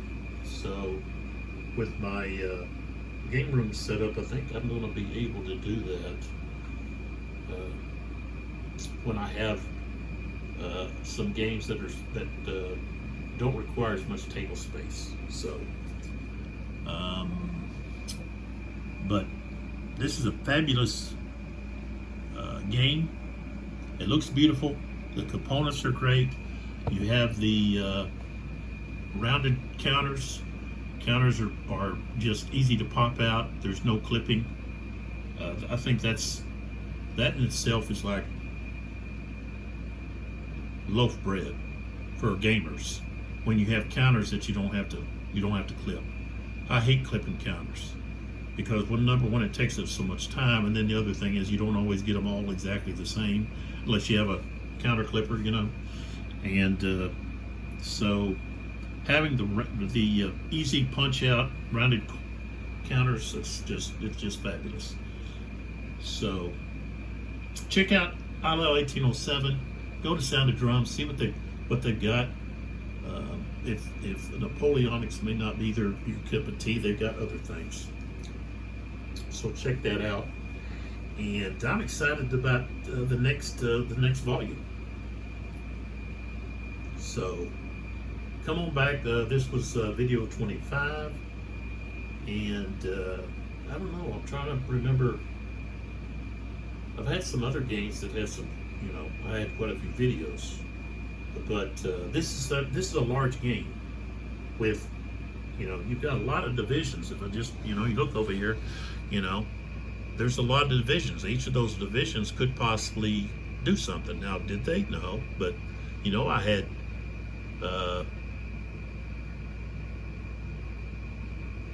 what 12 activations on the French, 11 on the Russian and Prussians. So that's 23, and then 2 fire cubes. So 25 activations. You know, that can take a long, you know, a large amount of time, and it did. It might have taken like almost 10 videos. Surely not. 10 videos for 1 hour? Surely not. We've actually we've had 1, 2, 3, 4, 5, 6, 7 hours. Okay. And that's 25 videos is about 3.5 videos per hour. And I've got 1, 2, 3, 4, 5 hours left. So you can get another 15, maybe 15, 16 videos. So it's a lot of videos. All right, so come on back, see what happens. And I really are appreciative of the support, the number of subscribers that I have. And I'm not one to I'm not even concerned about the likes or the, you know, things like that. I do like to try to respond to comments, and if I've missed your comment at some point or other, I apologize, because, you know, I always like to have my comments responded to, and so if I've missed you somehow, I'll apologize, and don't let that stop you from making other comments. I try to go back and look to see if somebody's commented, and, you know, I always try to respond to somebody's comment, and you know, it's not going to bother me if you disagree with something, or, you know, you just want to say, hey, you know, I don't like this or that, or, you know, just, you know, I'm not going to lash out at you or anything. It's, you know, we can have a discussion, and we can disagree. And you can give me your points, I'll give you my points, and we go from there. And it's not that big a deal if you point out that I'm doing something wrong, because, hey, that's what I want. If I'm doing something wrong, say, hey, I don't think you did that right. And we can discuss it, and then I can let my viewers know, hey, I've been doing this wrong. And that way it helps everyone that's interested in this game when they play the game. So I'm not very good at editing, and that's something that I guess I need to take. Probably need to get like a different type of camera. I just use my phone. I need a different type of camera and do it through a computer, and I just do it all on my phone. But maybe at some point I'll get to where I can do the editing and really narrow, you know, really scrunch down on the time on these videos, so that a lot of the dead time is just, you know, zapped out of there. So that'll be, I guess, a